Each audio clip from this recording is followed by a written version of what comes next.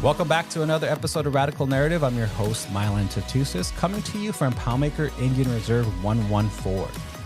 Today I'm joined by Sakej Ward, a Mi'kmaq warrior from Esgenoopetitj, aka Burnt Church First Nation. Sakej has a lived experience of defending Indigenous ways of life, land, and people, with experience in military service as well as Indigenous warrior traditions. Sakej brings a powerful blend of tactical knowledge and cultural resilience to the conversations around defending land and people. His work extends beyond physical defense to community leadership, the revitalization of traditional practices based on survival, and the ongoing pursuit of justice for Indigenous nations and lands. In this episode, we dive into the importance of community-based crisis management and responding to crisis, the role of warrior societies in Indigenous communities and ultimately in Indigenous nationhood, and the challenges of living off the land in the face of industrial, colonial, settler-colonial destruction. We also discuss decolonizing preparedness and self-reliance from an Indigenous perspective, the value of hands-on survival skills, and the role of traditional knowledge in modern-day disaster planning. Whether that means sheltering in place or having a bug-out strategy, this powerful and necessary conversation is vital, and I really hope you enjoy it. As always, be sure to stay tuned and listen in.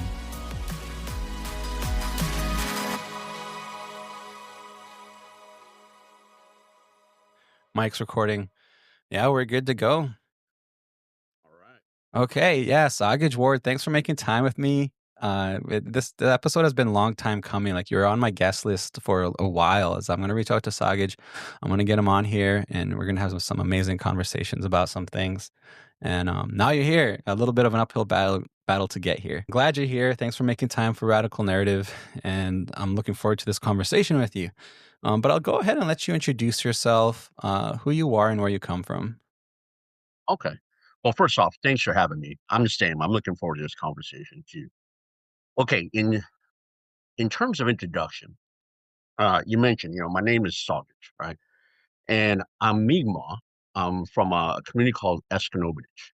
And my nation, the nation I belong to, or I could say the land I belong to, is Mi'kmaq.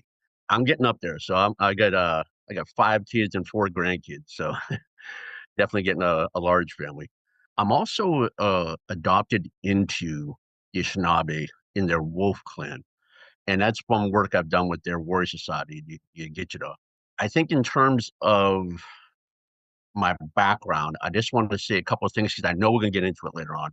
I've also served in 2 militaries, first with the Canadian military, and that was just, we're just talking militia. That's just a part-time thing, right?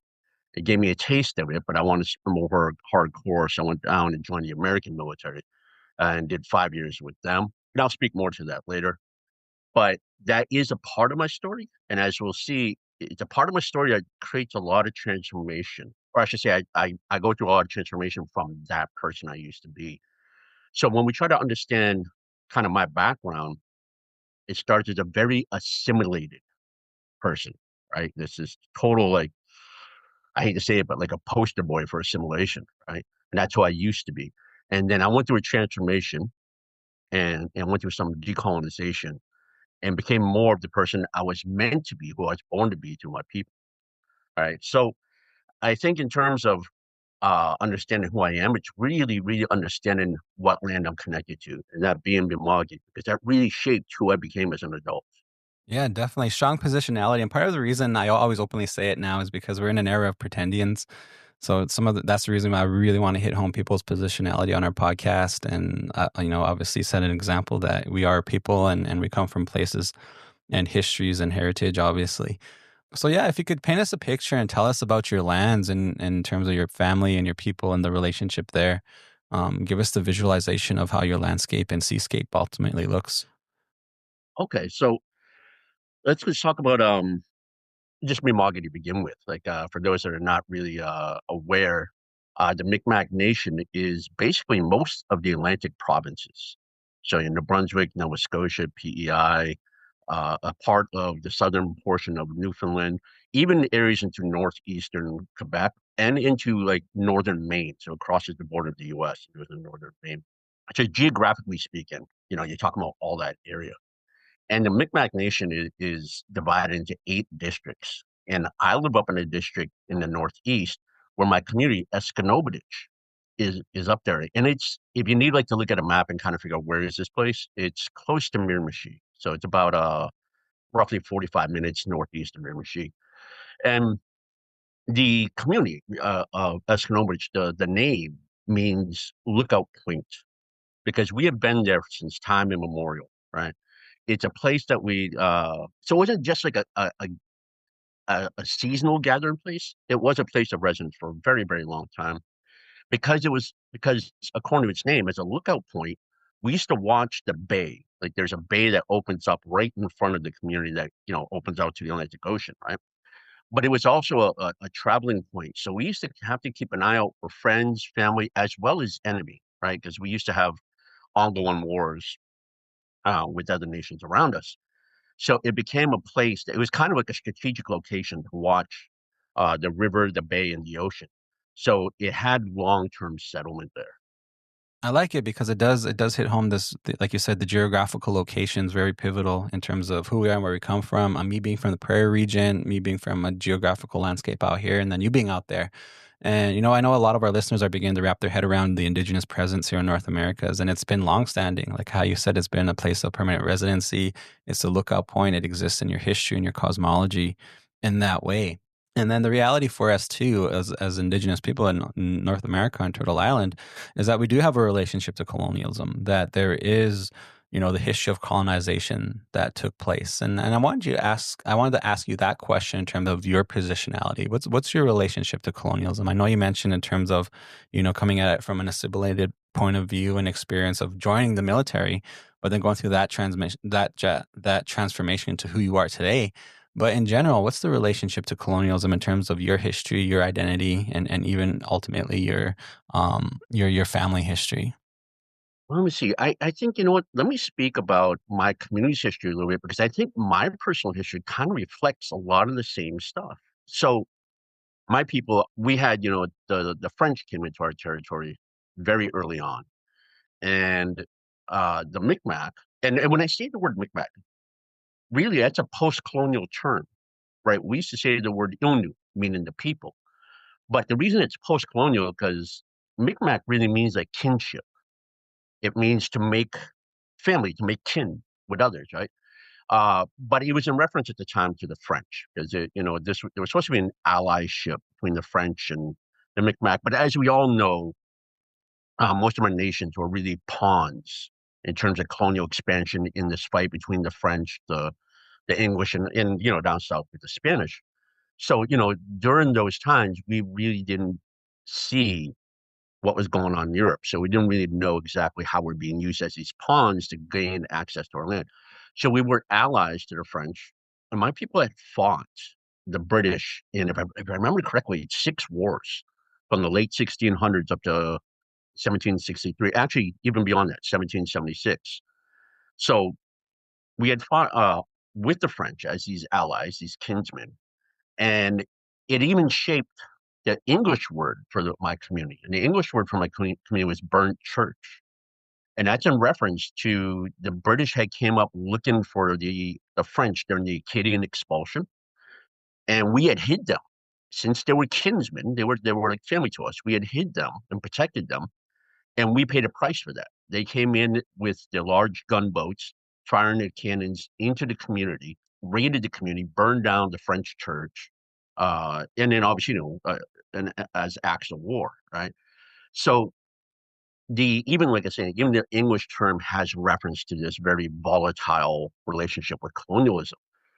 And then later on, we reclaimed the term Esgenoopetitj, and that's pretty recent. That was late '90s, early 2000s, when we started taking away from the English name, right? So we see this very complex relationship with colonialism. If you look at my community, right? We had fought on behalf of the French, and in 1776, we fought with the Americans to fight the British. I think we're just looking for a reason to fight the British, really. And we had this like ongoing kind of militant way of addressing colonialism. And that's why we had so many of these wars with the British.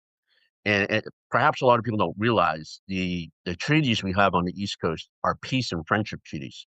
This was the British asking us to cease the fights because many times we had seized so many ships. I believe it was, and I might be wrong, but I believe it was the 1762 treaty where we had seized over 100 of their ships and their sailors, and they wanted to have access to their ships and sailors again.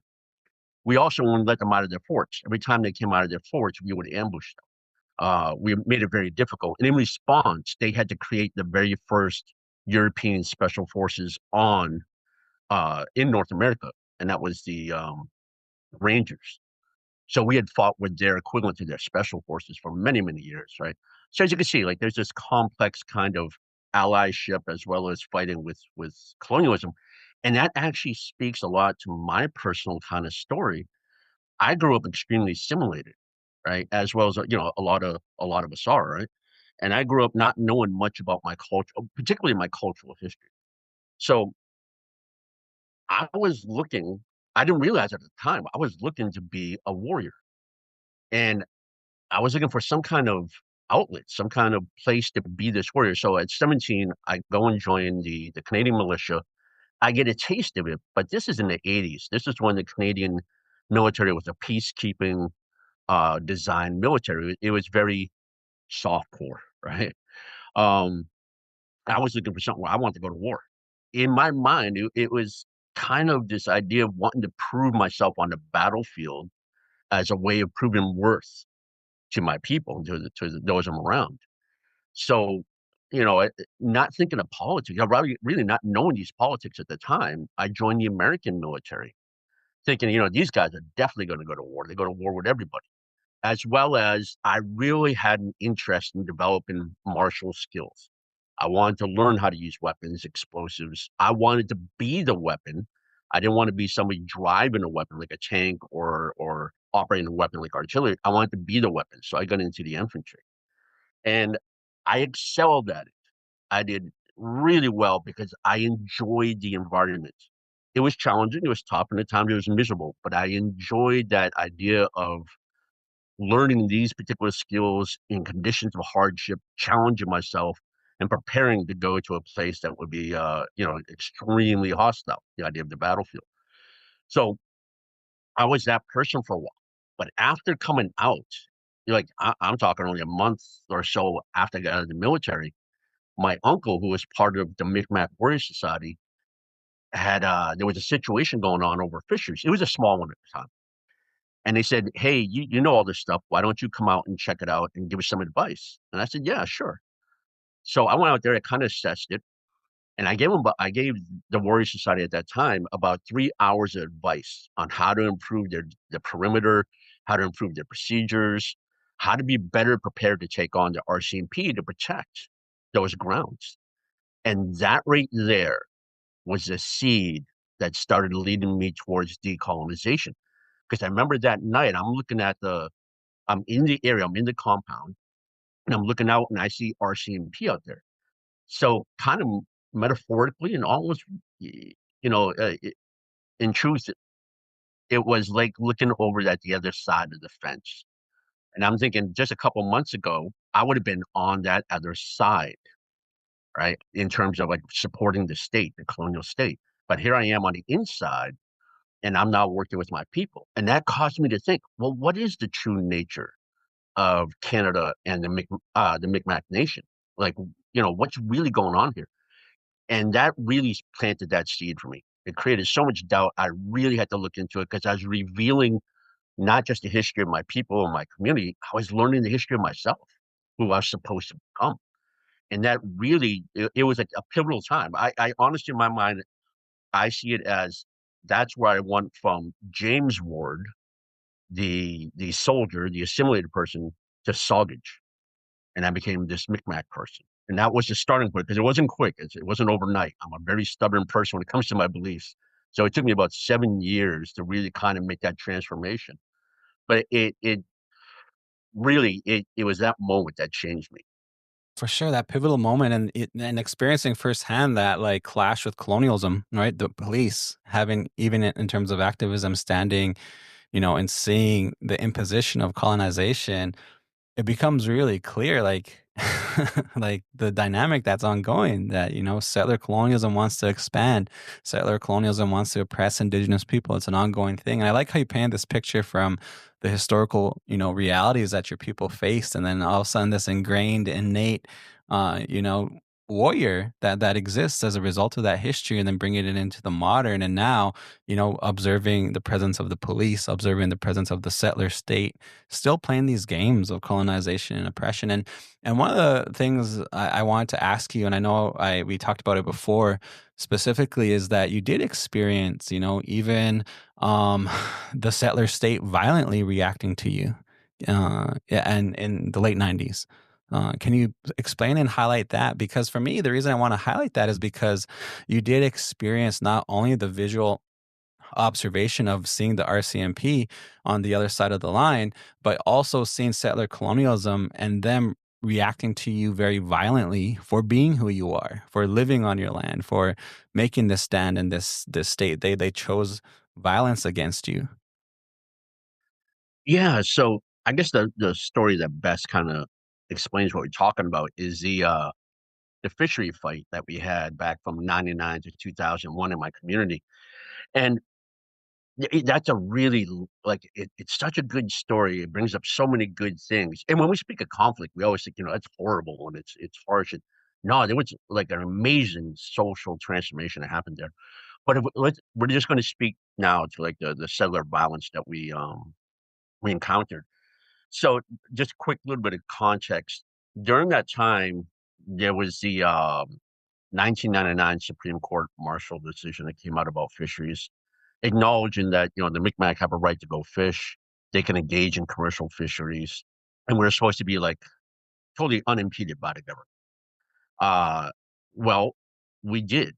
We wanted to go out there. The government tried, through the Department of Fisheries and Oceans, tried very hard to suppress that idea of that the Supreme Court's interpretation of that right.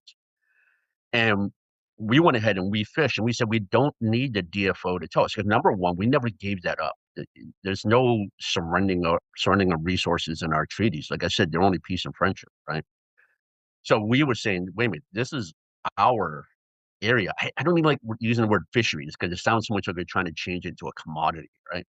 But this was our tradition to go out and fish, and we wanted to do it traditionally, meaning, like, we're in small little boats, like, I had, like, a 12-foot dory. We're fishing, like, 10 traps per family.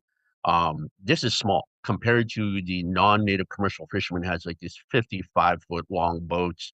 They all have 300 traps per license, and that's their commercial fishing, right? We're saying, "No, we wanna fish where we're taking care of ourselves. We wanna do this where we have a more intimate connection with our territory, and with this fishery." So, of course, they didn't like that idea that we would bypass their DFO and their regulations, even though their Supreme Court acknowledged that, yeah, that's basically what it is. Um, so what ended up happening was the commercial fisheries, now you gotta realize that's connected to industry, right? They they were scared of the idea that the Mi'kmaq were gonna take their lobster, and that's how they said it, gonna take their lobster, that means their profits. So, the commercial fishermen came out much like in their I would imagine in their minds, like vigilantes. They would have these protests that consistently turned to violence. So, at first, it was trying to ram our boats, and again, like I said, we get these small little boats, and they get these big, powerful things, right? They're trying to ram our boats, throwing things, and eventually, between ramming the boats and coming close to it, it turned into, gunfire. And we've on several occasions had them shooting at us. I remember the first time they were shooting from the boats onto the shore where our powwow grounds are at. Another time, they started shooting at the small boats that were further away, but then it got closer and closer. And eventually it got to the point where they were shooting and they might have been like maybe 100 feet from us and they're shooting at our boats. Um, so we stepped up our defensive measures and we made sure we were much more protected and capable of handling that situation. because I managed to bring in warrior societies, not a single warrior society, but warrior societies where we were providing protection for the people fishing traditionally within my community. And we would go out and intercept the protesters, the non-native protesters, as well as DFO officers, and eventually even the RCMP and the emergency response teams. Near the end of this, they became almost a unified group. We would see them all working together, RCMP, DFO, and non-native protesters. So when we had to like hold off a raid, it was a combination of all three that we were holding off. And the violence just almost raid after raid just kept escalating. It got worse and worse and worse. So it ended, with several people got hurt. My brother and one of our best friends, their boat was ran over while they're floating. You're talking about a kilometer or two off the coast. While they're floating in the water, DFO surrounds them, RCMP surrounds them, and beat them with batons. Like they're reaching over the boats to beat them and mace them. Um, so as I said, there was like this escalation of violence that eventually, by near the end of the summer of 2000, turned into gunfire. And then we had to make sure we were capable of being able to handle that and make sure everybody was still doing their job. So they weren't pushed away from doing the security around the people. So in essence, we weren't going to allow their gunfire to checkmate us and stop us from protecting our people. So we were able to still go out there for another year and effectively um, protect our way of life and protect our people against these raids. We had 16 raids in 2000 and 11 raids in 2001 that we held off. It never got as much footage. Like we only generally when people see the footage from the fight in Esgenoopetitj, they're really only seeing clips from a few different raids. But like I said, there were 16 in 2011 and 2001. Hmm. Yeah, and that's a remarkable story. And I like how you even positioned it as this transformational period where it was like an exciting time, right? To put into action and to organize and structure and actually get to flex, like actually get to flex and organize. And that's an amazing story. And talking about these 16 raids in 2011 and 2001, there's probably some amazing stories and lessons in each one of those stories. There is. Yeah. And I think that's what's unique is that you not only talk the talk, but you walk the walk, and you've experienced it. Even on both sides of I guess like the military, right? Going not only into the Canadian military, but also the U.S. military, but then ultimately coming out of that with this warrior consciousness, this warrior spirit, and recognizing the need to maintain, foster, and ultimately even develop our warrior societies because you saw and experienced the success of it. And some people may be hearing this for the first time because, but sometimes we get a bad rap, or like our people in terms of our warrior cosmologies get a bad rap as being violent, being aggressive, undiplomatic. But the reality is that they've been positioned in our cosmologies all throughout time, right? So these conversations are still relative, and you experienced it, right? And that's why I really wanted to hit home that positionality of you having experienced it and lived it. And I really want to shift into this conversation now around warrior societies, around the need for warrior societies, because like I see the need for it. My family systems, my culture, my Plains Cree, Plains Nakota identity. We have the cosmology. We see the need for it, and fostering those conversations in terms of how that looks today is something I definitely want to facilitate and have been doing my best to facilitate. But I wanted to, go to you and ask you these questions and get you on the podcast to ideally foster it across Indian country. Because we are in difficult times. We are in times where we will have to draw on our family systems, our community systems again, as the world changes, as climate change is ongoing, and as settler colonialism does what they're doing. But for our listeners who may simply just be new to this conversation, can you explain what a warrior society is and generally how it functions in terms of our Indigenous cosmology in our nations and our communities? Okay. Okay. So first off, like a disclaimer, I really want to mention that not all warrior societies operate the same, right? So I want to give this like pan-Indian kind of approach to what warrior societies are and do, and who can be a warrior, who can't be, and where they take command from, and things like that. So I'll speak from my experience. I've been lucky enough to work with a lot of warrior societies, throughout Canada, U.S., and Some of the Mayan warriors down in Chiapas, they don't use the word warrior, but really that's the role they fulfill. So based on my experience, I'll try to explain that and some of the differences as we go along. Um, but right now, I'm going to use a very general way of trying to define this, so it kind of applies to most warrior societies. And if I would say, like, what is a warrior society? Just to put it very in the most basic way, I would say it's a group of people that have taken on that role of being protector of their territories. Now, I have to say two things here. One, when I say protector, I know that word's been kind of used a lot lately and in different ways, right? Like it's associated with activism a lot now. Uh, but and particularly almost like pacifist kind of activism, right?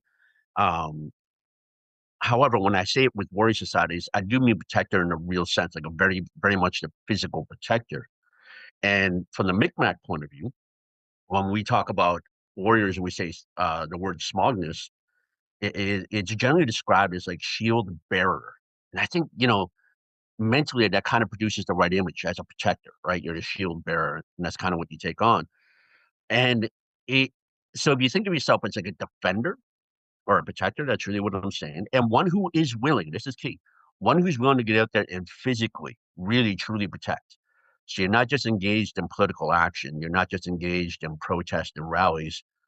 When the chips are down, you are ready to physically protect, right? And then also the word territory, because when we hear that word in English, we think of it as geographic space. But when I say the word territory, I am meaning the life of that territory. So it's not just geographical space, it's all the life in that space. So everything, obviously, from the people, but the animals, the fish, the birds, as well as the spiritual life of the land. So when I'm going to use this word consistently as we talk, I'm going to say territory, but try to think of it from that point of view. It's just, it's not just geographical space, it's the life of that space. So we could think of the idea that, you're this in this role of protector, like a defender of your area. Um, I'll speak a little bit about kind of like how it functions. Uh, Now, if we get that's the primary role is a protector, and we could also say, that's derived from a lot of our original teachings and our original instructions would talk about this idea of sacred responsibility to the land, where you had to take care of it for the next 7 generations. And that really meant take care of. Like, if you have a threat, if you have an enemy that's trying to destroy your land, well, how can you hand that over? And when we say the word steward or stewardship, that doesn't imply protecting as much, but really you got this responsibility to protect that land for those next 7 generations, so they can inherit it in the same way you did. So you're not going to pass on a land that has been more um, damaged and destroyed by a threat, right? You're supposed to hand it off as good as you got it, if not better, right? So that's built into this rule around sacred responsibility. And that kind of really fits the idea of our functions. So function as these protectors, the defenders. Um, but in doing so, you kind of take on these other rules around you're a trainer, a teacher sometimes, you're advisor to other people that are engaged in some kind of protection role. And you usually go out and you help them out whatever way you can. It's usually providing advice. Um, and sometimes it's also about development, and it's about developing upcoming people that want to learn about indigenous resistance. So you find yourself developing people or developing new warriors. And when I say developing, I'm talking about character. I'm talking about skills, right? So you're developing these things. Um, the the way warrior societies would kind of operate. I'll look at the idea of kind of like decision making from the community to the warrior society. So a long time ago, let's say prior to colonization, uh, warrior societies took direction from their communities. It was the communities who, in effect, give them, the idea of where to go and what to do. It didn't mean that the community made their strategies for them.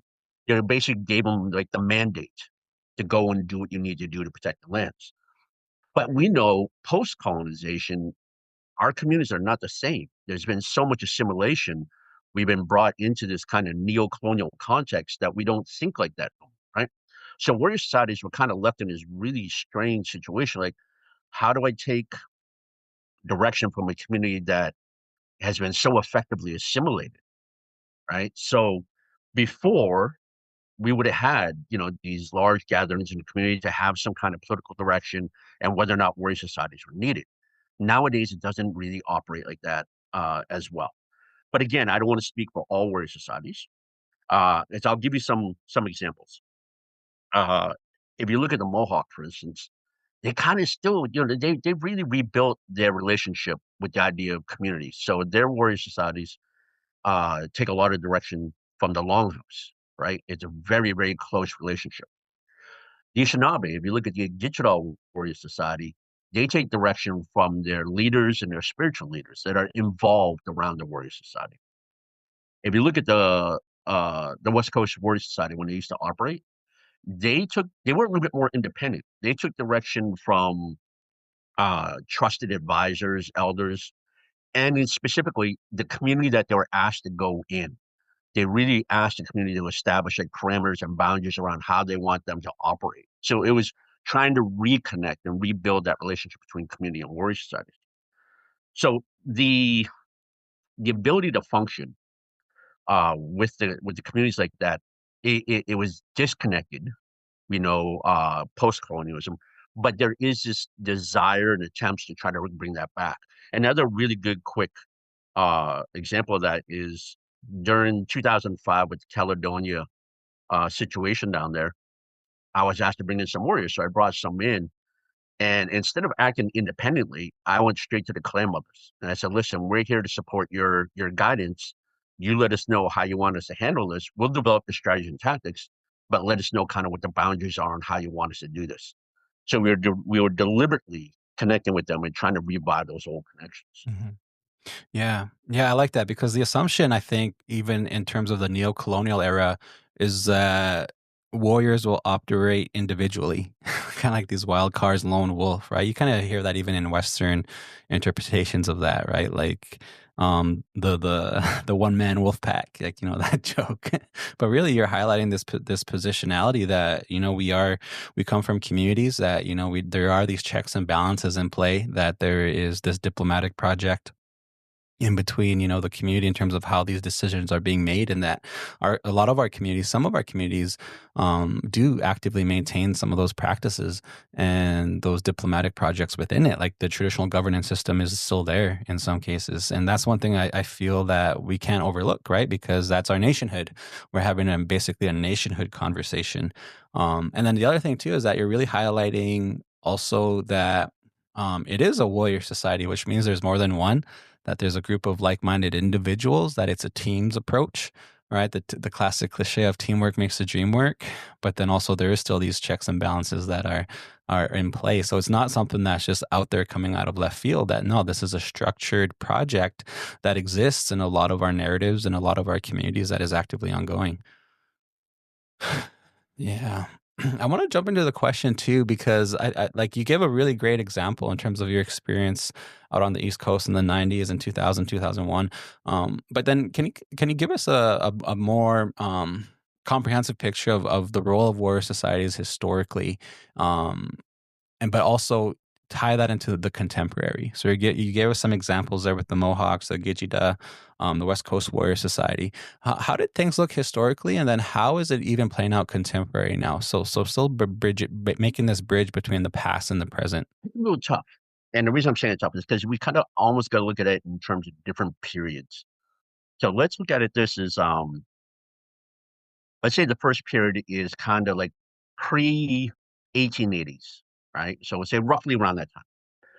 And the warrior societies, very connected to the communities, took direction specifically from the communities, will go out and fight these many, many wars that we fought with the colonizers, right? We did, we're talking centuries of resistance to colonization when you think about the Americas, right? Um, but around the 1880s, and I'm specifically thinking Canada and US, we see a fall of warrior societies, right? And one of the last resistances we could think of, I think, were the Apache around 1888 or so, right? Um, and we always think that that's it. Warrior societies are gone. They're just a thing of the past. And we see this rise of residential school that deliberately took children away from our communities to disconnect us from our teachings. So obviously, you're not going to have nuns and priests teaching young indigenous kids that, hey, you are meant to be warriors. You need to learn warrior skills and warrior ways. So there was this long period of like an absence of warrior resistance. It didn't mean our people still didn't speak out and still didn't try to do something to address oppression, but the warrior option was almost gone. Then we see kind of this next period around the 60s. You have the rise of civil rights movements in the US. You have AIM, um, and then up here, I think it was Red Power. And 60s, 70s, maybe into early 80s, that was kind of their period. It was very much a political activist kind of groups, but as well as they were taking on the role warriors. So there were these physical confrontations and occupations and such, right? But it's kind of a blending of the two, maybe. And then I would say Oka in 1990, with the Mohawk stand against the government, really created, it was like a catalyst. I'm not saying there weren't other militant stands by indigenous people, but this one was so well televised that it became like inspiration for a lot of us, me included, um, around this idea of warrior as being who we used to be.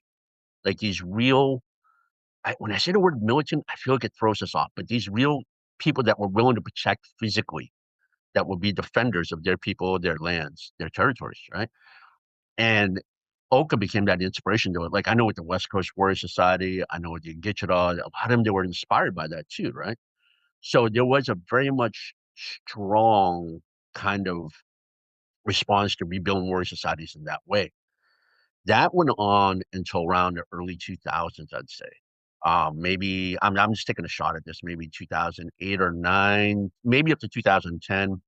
Um, you still had this very strong idea of warriors are the ones that get out and physically protect. And then somewhere after that, you have this kind of, I'm going to be kind of blunt. I'm going to say hijacking of the word warrior. And we see this, like anything that authentically describes indigeneity gets hijacked. So if I say the word decolonization, if I say to indigenize something, that meant something very different 20 years ago than it does today. It's been softened. It's been made complicit with colonialism and the structures and infrastructures around it. It's made to be non-threatening, right? And I think it's the same thing that happened to the idea and role of warrior somewhere after 2010, we'll say. And we've seen that very, very openly at Standing Rock. There was almost an internal battle about what it means to be a warrior. Are you this pacifist prayer warrior that really has adopted European social doctrines around like New Agers and hippies and their idea of what it meant to be warrior, not indigenous idea. This is important. Um, it was a strong influence of New Ageism and this European romanticism about what an indigenous warrior should be, which it did not coincide with our past. So you had this weird shifting to the word warrior really now becomes like an indigenous activist, but a pacifist one. And this really shouldn't surprise us. Like, I don't want to go too far off on a tangent here, but if we look to 1994 and the Zapatista uprising, you'll see the Mayans fought with the Mexican government and they caught the government by surprise. They weren't sure how to respond to all these Mayans who were willing to fight. So what happened was RAND, which is this think group in the U.S., very, very influential with the government, had said, listen, here's how you're going to undermine the Mayans, the Zapatistas. You're going to use non-government organizations, NGOs, to go in there and act as friendlies, allies, supporters, but they're in there with the intent to be influencers, to pacify the movement, to make them dependent on NGOs, usually for resources, finances, things like that, right? And then you're going to kind of take the spirit of resistance out of the fight. Well, the good thing is the Zapatistas, after a while, recognized it. They kind of saw what was going on and said, hey, this relationship ain't right. You're trying too hard to to pacify us out of defending ourselves. Whatever I feel, and this is just based on my observations, around the period of Standing Rock and on, this happened in U.S. and Canada also. NGOs, NPOs come in and they have this idea of getting you to trade your strategy of actively protecting and defending your territory to something that is more legally acceptable, more popular with the colonizers themselves, um, and ultimately more ineffective to actually protecting your territory. And the word warrior got hijacked around that time, and we see it then starting to become this kind of pacifist concept. And then if you know anything like with Standing Rock, there was a lot of internal clashes between those that were actually warriors and those that were these kind of influenced by New Age kind of outside external leaders that did this, right? So this movement into contemporary has been a tough one, and I'm going to say tough because how do you have that kind of discussion with your own people when you start talking warrior and you start saying what does it really mean to be this warrior, and what is how do we define it? How do we call somebody a warrior? How does somebody earn that title or right to be warrior? But yet some of the people you're talking with don't recognize they're carrying the colonial baggage of this pacifism that comes from an external source, right? So usually what I try to say is, listen, you don't have to argue with me. You don't have to accept my idea of definition of warrior. Let's just look at to our ancestral warriors who are the ones who really defined it. And let's look to, you could look to Pontiac, Tecumseh, Crazy Horse, Geronimo. Look at their example, what it meant to be that word in our languages, right? What it meant to be warrior in our particular language. They set the example. They lived by it. Now, could you imagine going to them? Imagine, for instance, Tecumseh is building this indigenous army ready to fight colonialism. And you tell them, wait. I think we just need positive vibes only. We just need to go hug the colonizer and have good conversations and have some tea with them and everything will be cool. Like, imagine saying that the Crazy Horse is about to fight Custer. Like, hey, don't do that. That's not our way. Man, I really can't stand hearing that. It's not our way. No, it was our way. What's not our way is to accept oppression, to accept the destruction of our territory. Our way was to stand up and protect it, right? So there is this kind of, I don't want to say the word conflictual, but let's just say that it's a tense moment between some indigenous activists who have been influenced by these external kind of new age pacifist kind of ideals versus warriors that are trying to really resurrect and build a resurgence around the old values, ideas, and what the role really meant. Yeah, hit the nail on the head because I definitely feel, me being alive in like obviously 2005 to 2015. I witnessed that. I experienced that. And even, going down to Standing Rock, observing and being there for that, there was this very real shift. And in Canada, the reconciliation era, right, positioned, these, again, like these very pacifist type of people in positions of administrative power to sort of begin to dominate, the conversations. It happened in academia, it happened in politics, it happens in law. Like it's we're starting to see like this very real, measurable, like you say, this pacifist approach. And I like how you tied it into residential school because for us here on the prairie, that was very pivotal because yeah, our warrior societies weren't operating, right? Our warrior societies weren't functioning because one, we didn't have our family systems in play. We didn't have our community systems in play because everyone was going to residential school. It didn't exist in our communities. And the other dynamic too is that I like how you highlighted, that this warrior trend, it becomes almost like I view it as theater, like LARPing. I always make fun of the LARPers, they it's like a brand, it's starting to become t-shirt slogans, and they kind of stand out in a crowd, which is so contrary to organizing. But when they walk into the room, you kind of could tell who has this LARPing sort of identity attached to them, saying the slogans, saying the things. They know how, and some of them do know how to work a room, do know how to work a crowd. But when it comes to the actual confrontation of somebody coming to inflict violence on you and aggressively oppress you, which I feel we're probably entering an era of, it's going to be interesting to see those people, obviously begin to buckle because they're positioned there as a result of how society structured the ongoing relationship with us. And it was a reconciliation era. It was a neoliberal era. It was an NGO era where, people got paid to do these things. So yeah, I love that timeline and that picture, and I really took a lot of extensive notes because it does make a lot of sense to me.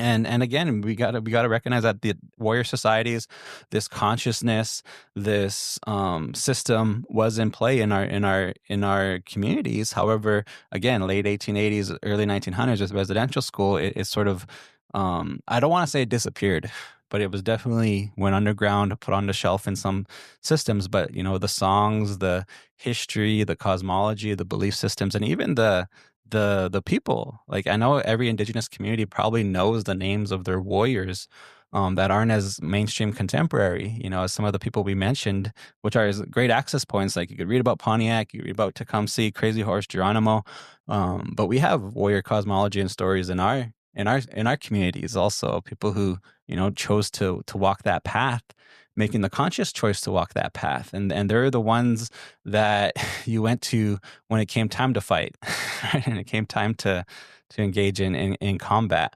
It wasn't necessarily the ones you went to engage in peace or have the diplomatic table talk conversations. That was a whole different sect of society that I think we tend to assume is the main discourse of our nations, but it's not. We had our checks and balances in place. So I really like it. I really like it. And you're highlighting this approach and taking it back to the fundamentals of the warrior society. I don't want to call it a model, but for lack of a better word, this model, this way we structured ourselves. Why is it important for us to position this and maintain these conversations in terms of addressing our contemporary challenges we face in our communities? Hmm.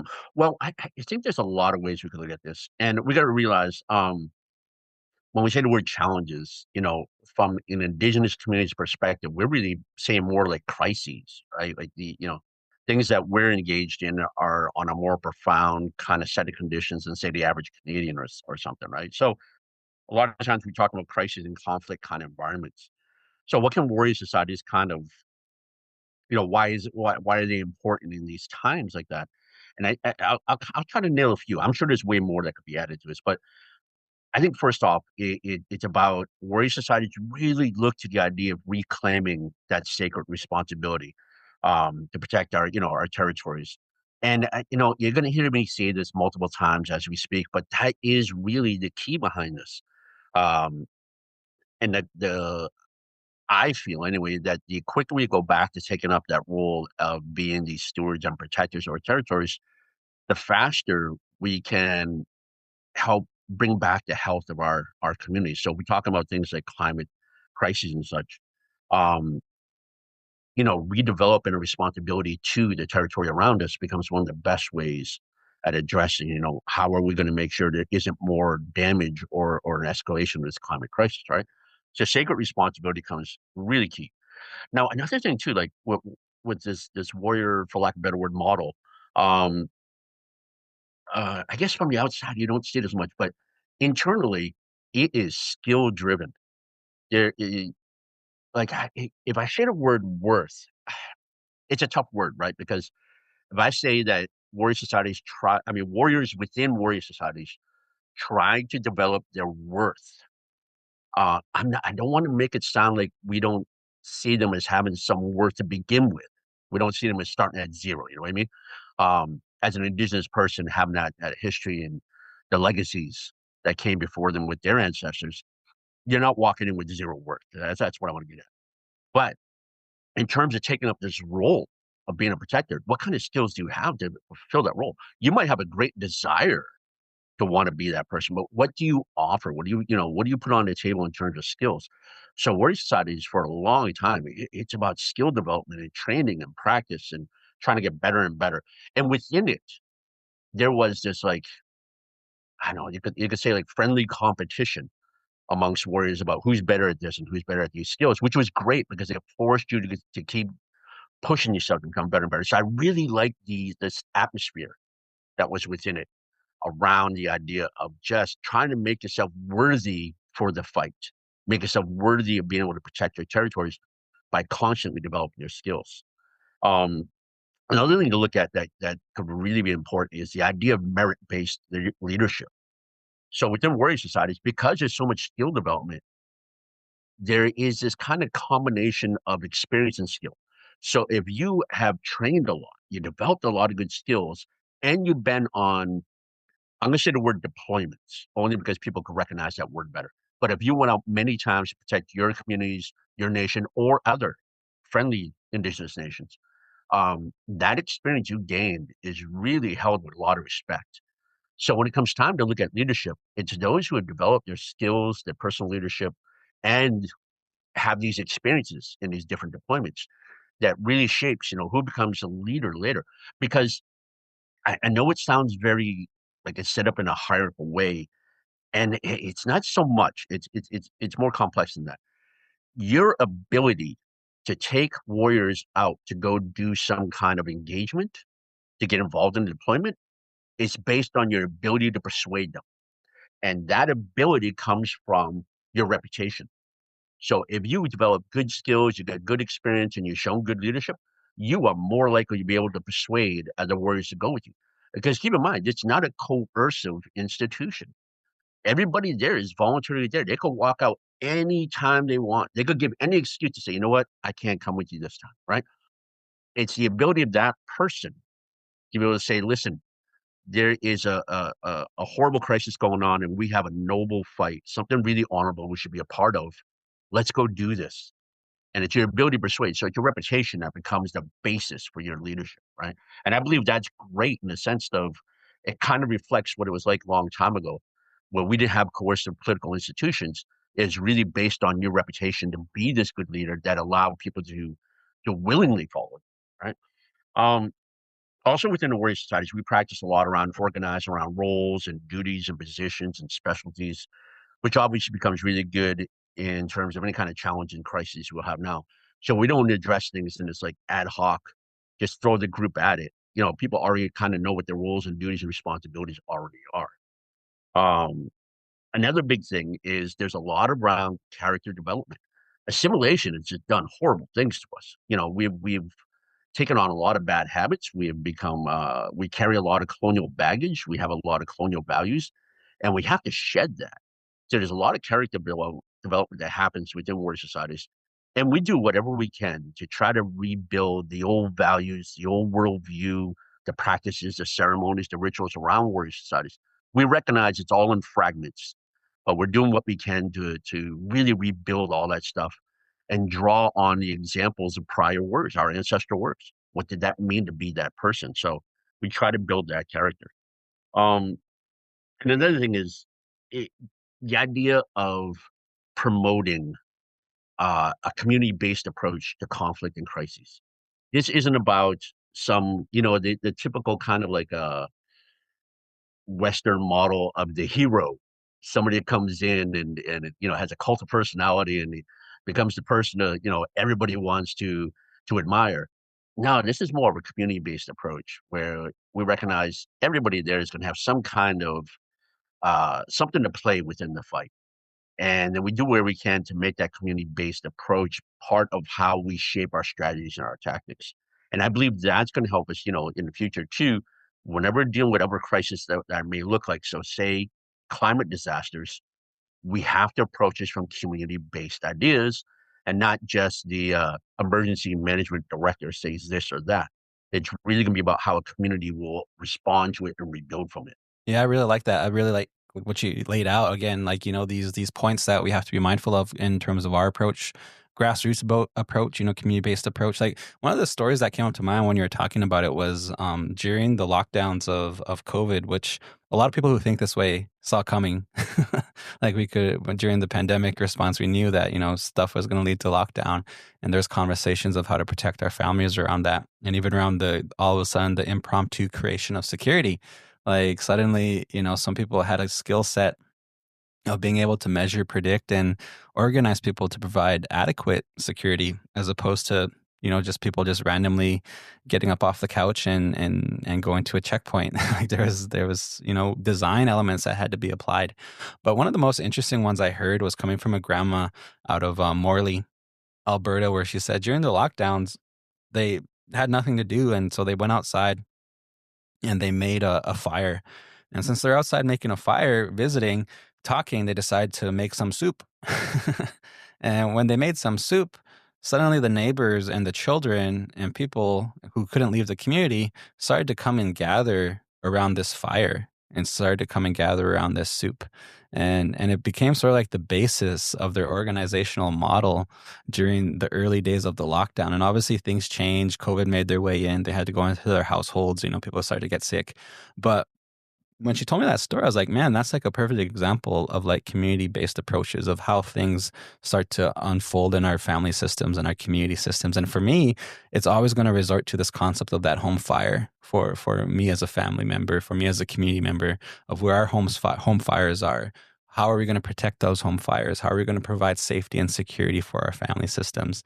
And that requires certain skill sets. That requires, obviously certain merits and again, organizational and specialties and roles that people will have to do to maintain that fire, and character development, like, hitting home these skills that we once had as a people that we have to foster and maintain again for continue access to these skills, but learning them, maintaining them, and keeping them alive. So everything you said there's a definitely on point, and that's why I wanted you here on the podcast, was to begin to remind our people and our listeners that, hey, in times of crisis, we historically, traditionally drew on our community, and this was one of the ways we did it. I like it. I really like it. You just reminded me of a quick story. I'll make this really fast, but I gotta give some props to a friend of mine. He was part of the Indigenous Warrior Society, so he's a Anishinaabe.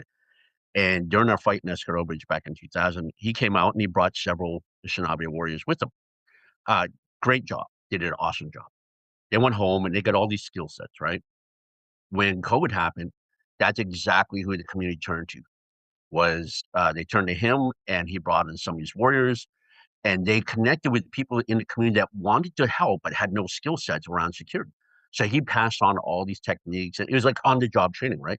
He's teaching them how to do, I think it was vehicle checks, checkpoints, doing all this kind of stuff. So they in a way became like this skeletal framework that provided leadership when a crisis happened.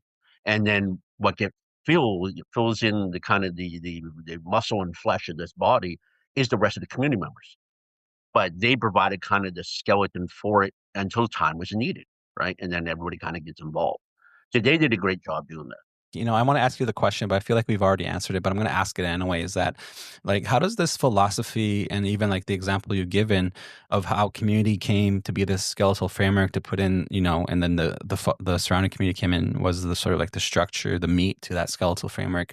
How does this differ from, I guess, like, how non-Indigenous society tries to organize, or how activism, advocacy, or even to certain extents, how, I guess, like, what is it, the model that a lot of leftists use now, like a commune model. Like they try and create these I don't know. I jokingly say that settler society already tried a commune model and it failed miserably. It was called Plymouth Rock, because they lack a certain substance, that we're talking about here. That we have this substance. So how does this differ than what we often see take the stage in terms of like YouTube channels, or in terms of like TikToks around preppers, around communes, how they're trying to go about things? I would have to say the warrior society based approach to dealing with all this is because it has more depth, right? So uh, I might be jumping ahead, but let me just kind of touch on this.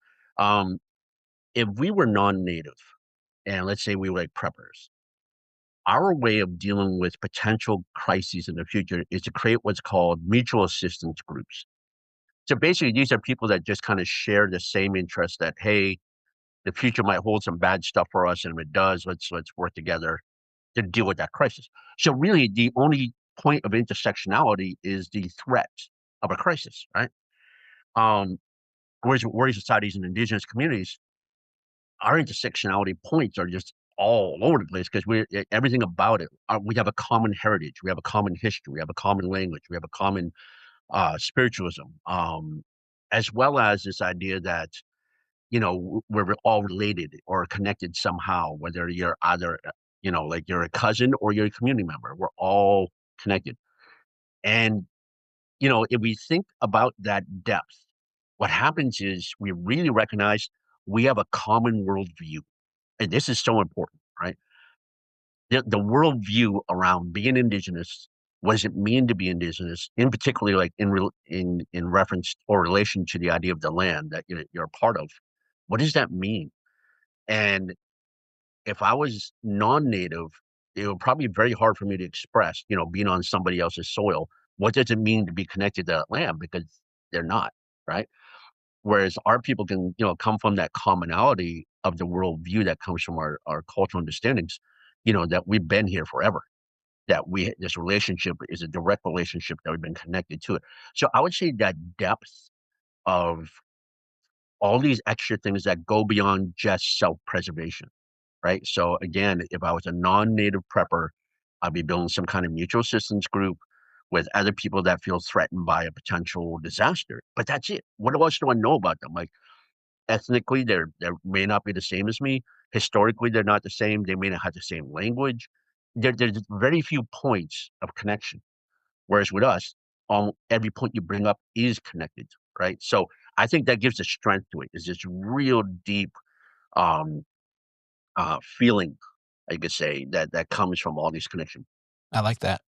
I like that. And you hit the nail on the head because I feel like prepper culture, this Western interpretation of organizing and prepping is sort of taking main stage when it's like, no, we know how to do this. Like we have family systems and historical systems that show us how to do this. And yeah, like obviously our roots are deeper here in the Americas, but at the same time, it's like if something were to happen tomorrow or the next day or 2 years from now, we still have like our original instructions on how to survive. And like how you said, I like how you said that they prepare for that single crisis, and that's sort of their mutual point. But for us, it's like, nah, like things have to happen in the spring. Things have to happen in the fall for us. Babies are still gonna be born. We still have to gather what we need off the land. We still have to organize in this way because it's our way of life and our worldview. And there's power in that. There's like legitimate power in that I feel gets marginalized in political and economic conversations around the world we're living in a time of fear, like in a time of where people are getting nervous. But for us, for me in particular, it's like our family systems, it's our community systems, it's the kids that the bros I went to kindergarten with, the family members that we grieved, we lived together, we cried together. That's our team, whether we like it or not. So we do have like these common standing points where we could begin to structure and foster for when push comes to shove and things get a little bit tense and on the horizon. And again, which we all know is going to happen. Like every community, indigenous community, we are the canaries in the coal mine where we're saying, hey, no, this world's collapsing and something's going to happen. It's just a matter of time. But for the naysayers out there, or the haters that are saying, "What are you guys talking about? You guys don't know this. What do you mean?" I know you've alluded to some, without giving too much details, but obviously some actions, some mobilization, some deployments. Can you share some examples and stories that highlight the effectiveness of what we're talking about here in terms of protecting indigenous lands, communities, and even culture?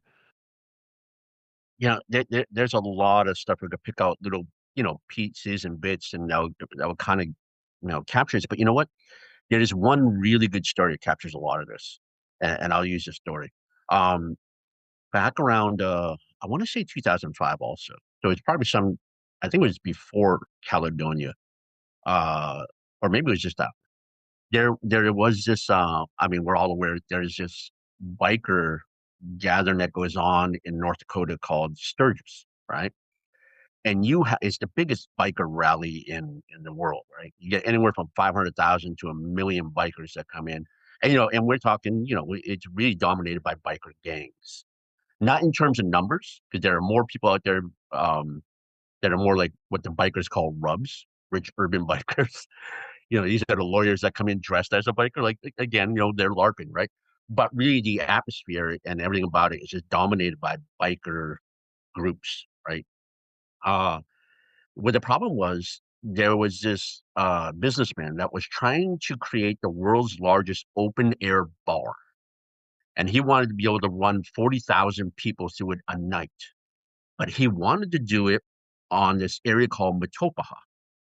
Matopaha is arguably probably one of the most spiritual sites for indigenous people in America.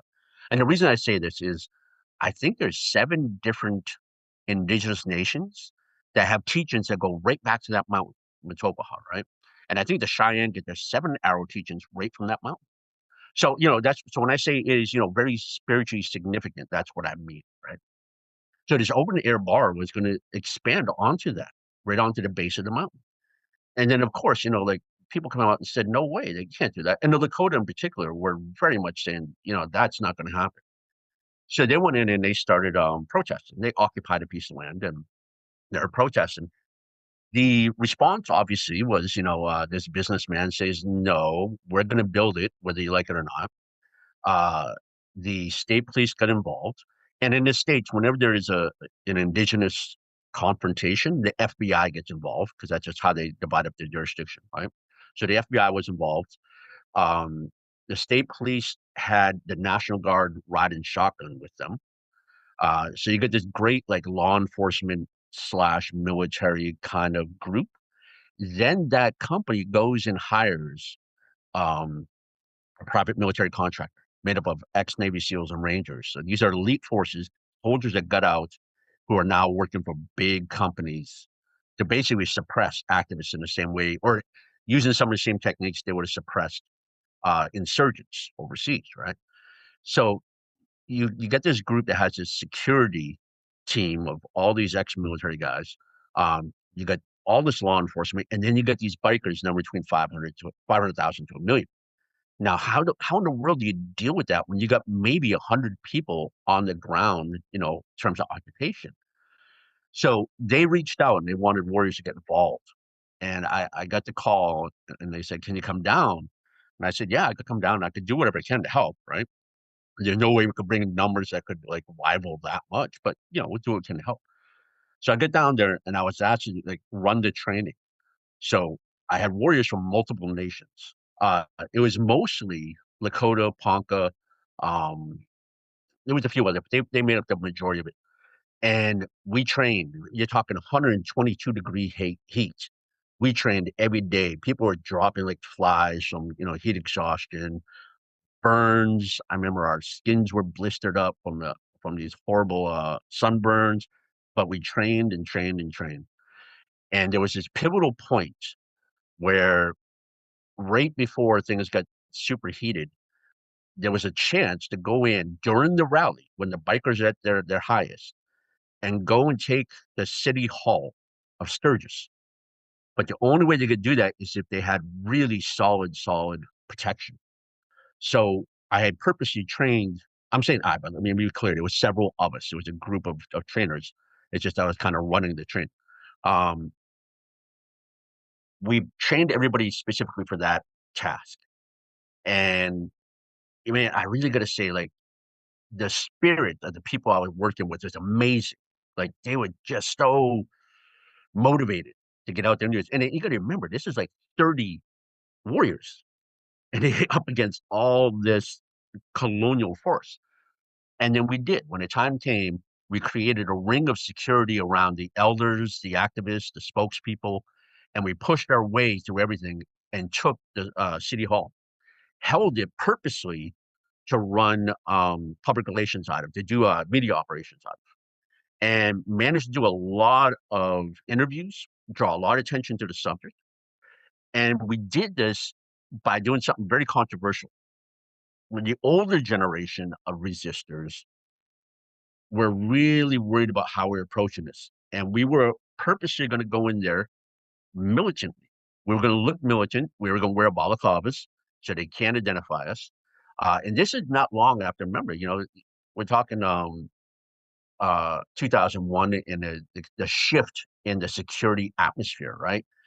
At this time, it was very easy to label people terrorists. You just look, especially if you get your face covered, right? They automatically assume terrorists. But then I talk about how important it is to use that image to gather the attention you need for media operations. And it worked. They ran interviews that went internationally. It drew so much attention, it created a pause on the building project, and eventually the guy ran out of money and they went bankrupt.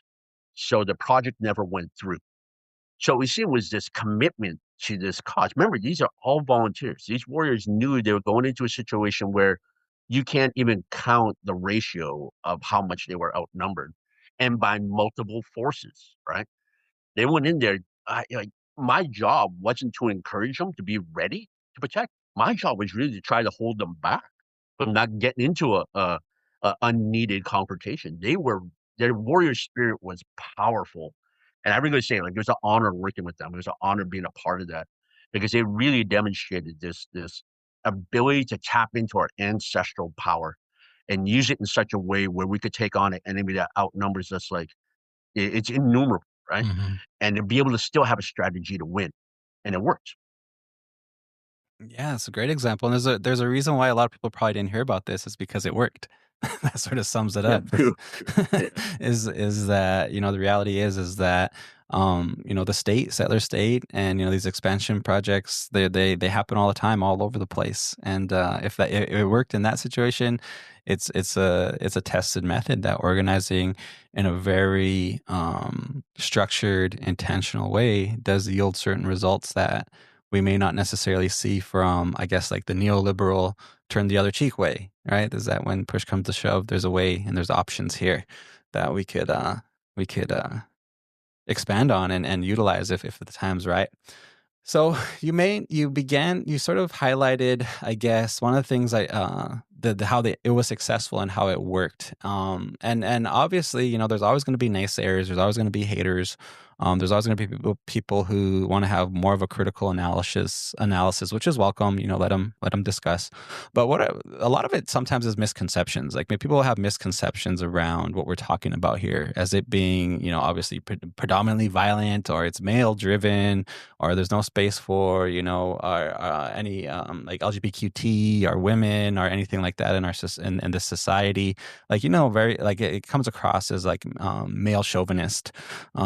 But can you clarify and even openly debunk some of these surface sort of level assumptions people tend to make about this way of organizing? Okay, yeah. Let's just get let's start with some of the labels that have been placed on warrior society, warriors, right? And I think one of the first one is the idea of gangs, right? A lot of people associate warrior societies with gangs. And I get why, is because there were some gangs that used the word warrior society. So there were indigenous people that were part of these gangs that were acting very much like an urban gang would, but they're using the term warriors and warrior societies, right? So I understand like the confusion, but when the warrior societies I'm talking about aren't gangs, they're not motivated by generating profit from selling drugs or prostitution or exploiting our own people. That's not what we do. Right. If anything, we're talking the opposite. It's about protecting the people, protecting the land, and not exploiting them. So, the term gang became a real problem because obviously the media jumped on that. They tried to make any warrior society and warrior look like gang members. The other one was obviously criminal or militant criminal that got applied a lot. And it once you once you could get successful at applying these kind of labels, people don't even want to hear your message anymore, right? This character assassination, right? So I think it was Chomsky, Noam Chomsky, who said there's these things called stop think words. And what he meant was the minute you hear the label, you don't bother to hear what that person has to say.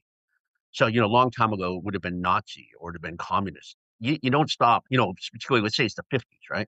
You're not going to stop and think, oh, I think that communist might have a few good points. Let me hear them out.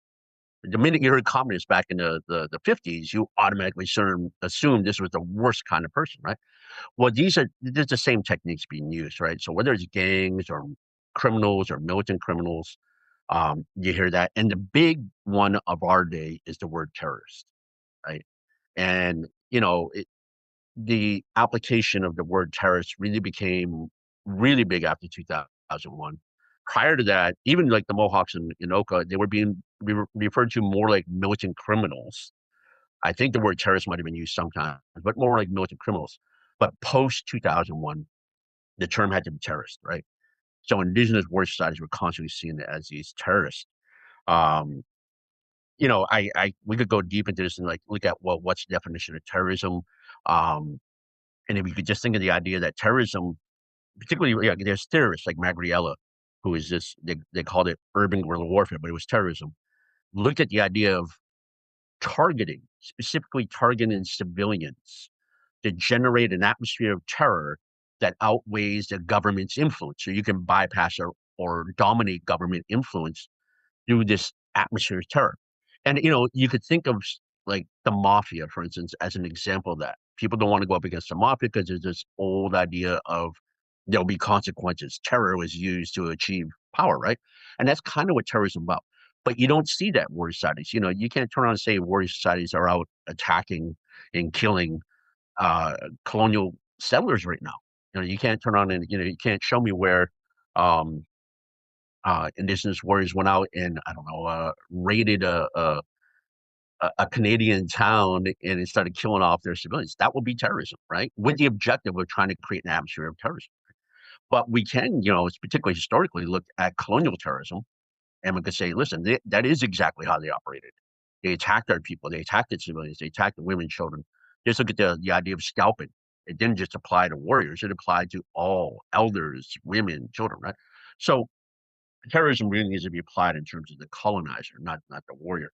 Um, along, there is a term I kind of find interesting, and it's used a little bit, and that's outlaws, kind of like the criminal idea, right?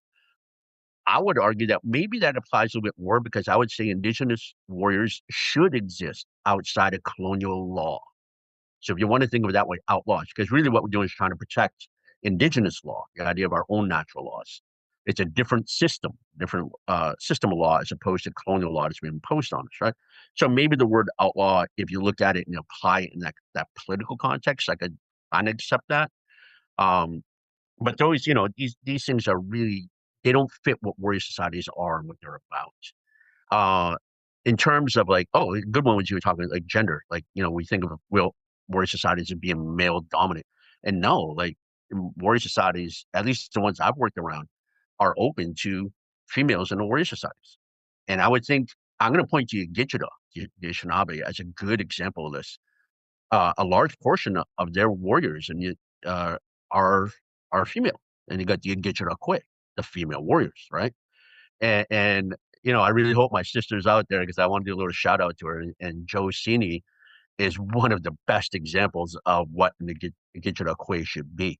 She has the mentality, the spirit. She has the drive. So this idea of warrior societies are all male environment. It's not correct. As far as I know, for most, if not all warrior societies, it's been open to women, right? And it's inclusive in the sense that, particularly around allies and supporters, most of them come from the fringes of society already. They've been the ones that have been excluded, right? And we tend to work a lot with the allies and supporters that are on the peripheral. They are the ones that are suffering this exclusion. So in terms of inclusion, these tend to be our allies and supporters if they aren't already an indigenous warrior within a warrior society itself. Mhm. Yeah, for sure. Yeah. And yeah, I would even add to that, even some of the labels in our language around the signifier words are ultimately even genderless words. Like it's not until, people will add the male or even the woman signifier to it, but they are ultimately, genderless words that describe what people, the role that they had.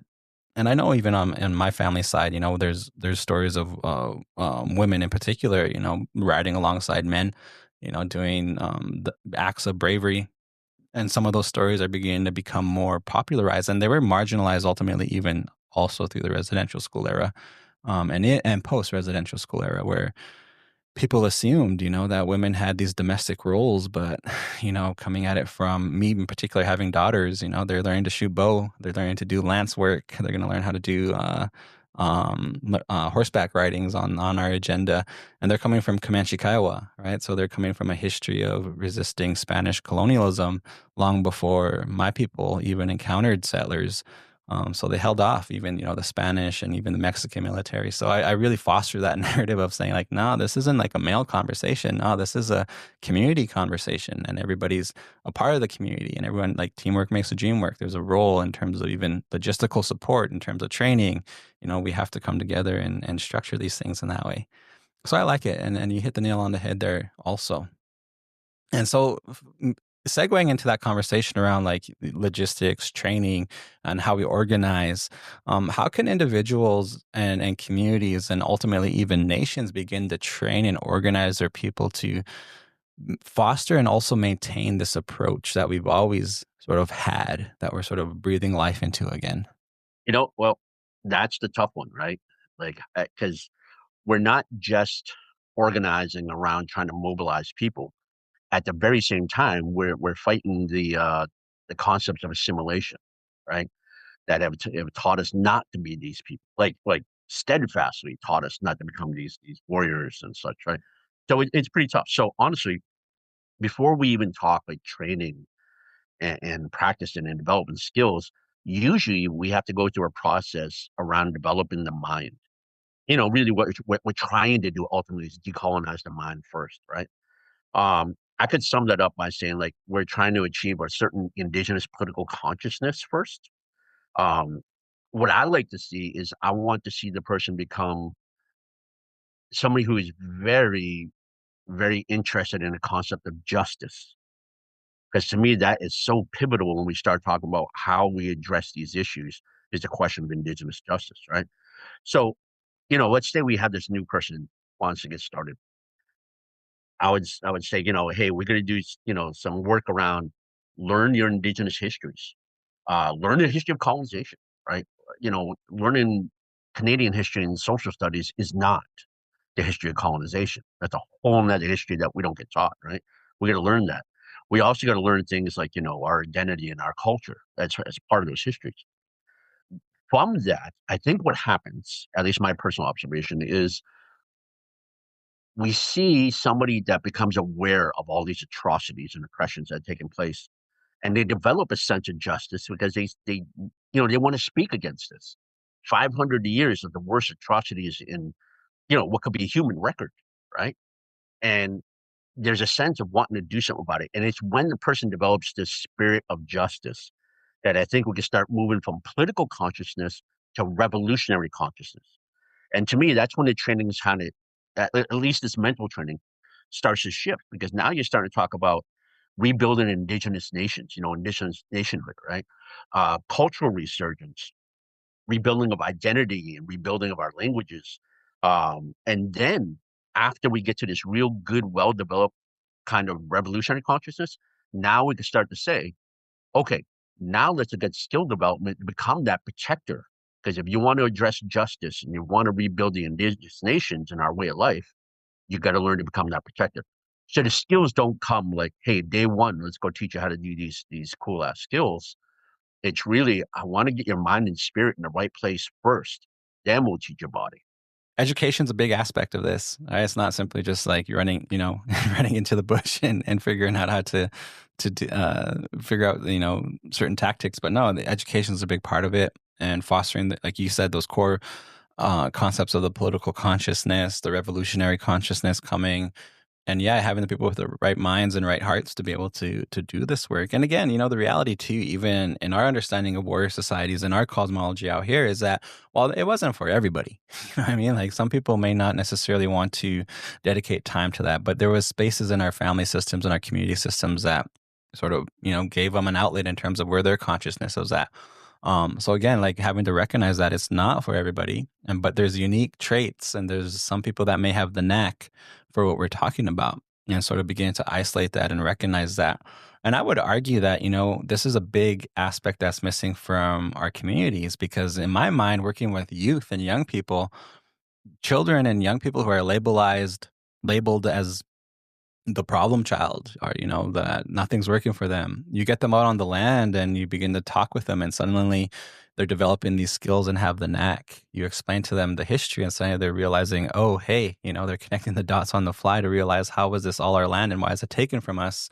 And again, this form of justice starts to sort of get fostered in them. And so it's like sort of innate in terms of how some of the dynamics of our communities are in play, but we have no outlet for those individuals or those young people to begin to foster those natural skill sets they have, where they naturally resist authority, right? Where they naturally question the teachers and, adult supremacy in their communities, rightfully so. Where do we put those children? Well, in my mind, it's like, yeah, this education and developing a political consciousness has to happen because they're connecting the dots, they're seeing the injustice. And once they learn it and begin to foster it, then they become these assets in our communities that aren't going to tolerate the RCMP pushing us around, aren't going to tolerate, Canada pushing us around. And those are the young people I like to work with, which is why I love this conversation, is because it's like, okay, going into communities 4 or 5 years now, working locally, it's kind of like, okay, well, maybe these young people now in their 18, early 20s, going to university, still asking these questions, wanting to come home. What type of work can we do to facilitate, some sort of project that hones, ideally skill development in the future? So it has very practical applications, this conversation for me, which is why I wanted you on the podcast. Um, but at the same time, we sort of encounter this dynamic where, okay, we have this young person who has this natural land-based relationship. They have this, knack to be a leader, and sort of exhibit this warrior consciousness. But then now there's this modern tendency to say, hey, why don't you become a police officer? Hey, why don't you become a security guard? Or hey, why don't you go into the Canadian or US military? And some of them do, some of them make their way into that avenue. And how do we, how do we, um, how do we, I guess, let's have a conversation about that, because I don't necessarily have the answer. And I wanted to ask you that question, but there's this intentional mining of this consciousness we're talking about to begin to sort of get positioned to maintain the settler state as opposed to resist it. Yeah, I mean, this part of the conversation go on a lot. There's so much there. Um, Let me tackle it this way first. Like warrior societies aren't, they don't serve the colonizers' government. So they're not the police. They are not soldiers, even though that's a big mix up. A lot of time people think they'll say the word warrior and they think they mean indigenous warrior and soldier. And it's not. They're different, right? Um, Security personnel, all of them, just because you put on a uniform and you're willing to use force to protect something doesn't mean you have to be the cop, the security guy, or the soldier. There's others that can do it. They don't have a monopoly on it. They want to. The state wants to have a monopoly on force. That's why you see only them being able to take up that role. However, uh, warrior societies don't serve the colonizer's state. They don't. They don't serve the government. They don't serve corporations. Um, Warrior societies aren't a career, right? You don't become a warrior and get a salary for it with all kinds of benefits and do 20 years and you could, shed the title afterwards. Um, it's a way of life. And we got to understand it. It's a part of our culture. It's a subculture to our overall culture, right? So it's very different. You're serving your people. You're serving your territory. You're serving sacred responsibility. If I could say, if you want to use the word serve, right? I would say it that way. Now, here's the problem. Because of assimilation and particularly residential school, our people grow up with these, I could say almost fragments, portions of this idea of warrior spirit. It's in them, right? And this is why, and I got to point this out. This is why in both Canada and US, uh, Indigenous people have a high rate of service in the most toughest forms, the most toughest roles you could take in the military. So I'll look at the American military, for instance. You'll find Indigenous people in the combat arms. And what that means is these are the ones that are wanting to fight. So you could be part of the army and you could be like a medic, you could be in supply, you could be a technician, right? Those are all support roles. But the real fighters are the ones on the ground, and they tend to be the infantry, right? That's where you find natives. And I remember correct, if I remember correctly, the eth, uh, statistically speaking, the highest ethnic group that's represented in the American military are natives, right? And then this also applies for special operations. So when you start talking special forces, it's the same thing. Natives have the highest ethnic representation, in terms of like, statistically speaking, right? Um, so we have this like desire to want to become warriors, but assimilation has guided us in the wrong place. So in the warrior society, we call that the fighting spirit. You're in touch with that part of you, that ancestral ability to want to go out and take on hardship and take on that militant role as protector. But because we're assimilated, we don't have the idea of colonial histories and the politics behind it. We don't know, right? And that's exactly what happened to me. I remember at 15 years old telling one of my buddies, if there was a Micmac army, I would join that. But there wasn't, right? This is pre Micmac Warrior Society, right? Um, so I ran out and they said I joined the Canadians first, then the American military. Uh, so what happens is you this fighting spirit, think of it as depoliticized. It's an assimilated fighting spirit, right? Well, that's where the government really exploits it. And that's when they try to pull you in as police officers, make you join or have you join the military or get into security work. Because they recognize you have that powerful spirit that really coincides with these kind of environments, right? Now, that's the difference between this is we see that fighting spirit as warrior societies, we see the same thing, but we see that as undeveloped, meaning you have the energy of the warrior, but you need the teachings. And it's the teachings that shape you into the warrior. You start to understand justice. You start to understand honor. You understand your sacred responsibility to your territories. It allows you to develop, refine, and enhance that spirit, that fighting spirit, that kind of raw fighting spirit that you had earlier, right? Even gangs will recruit people that have that same fighting spirit, right? It's because we're undeveloped without our warrior teachings.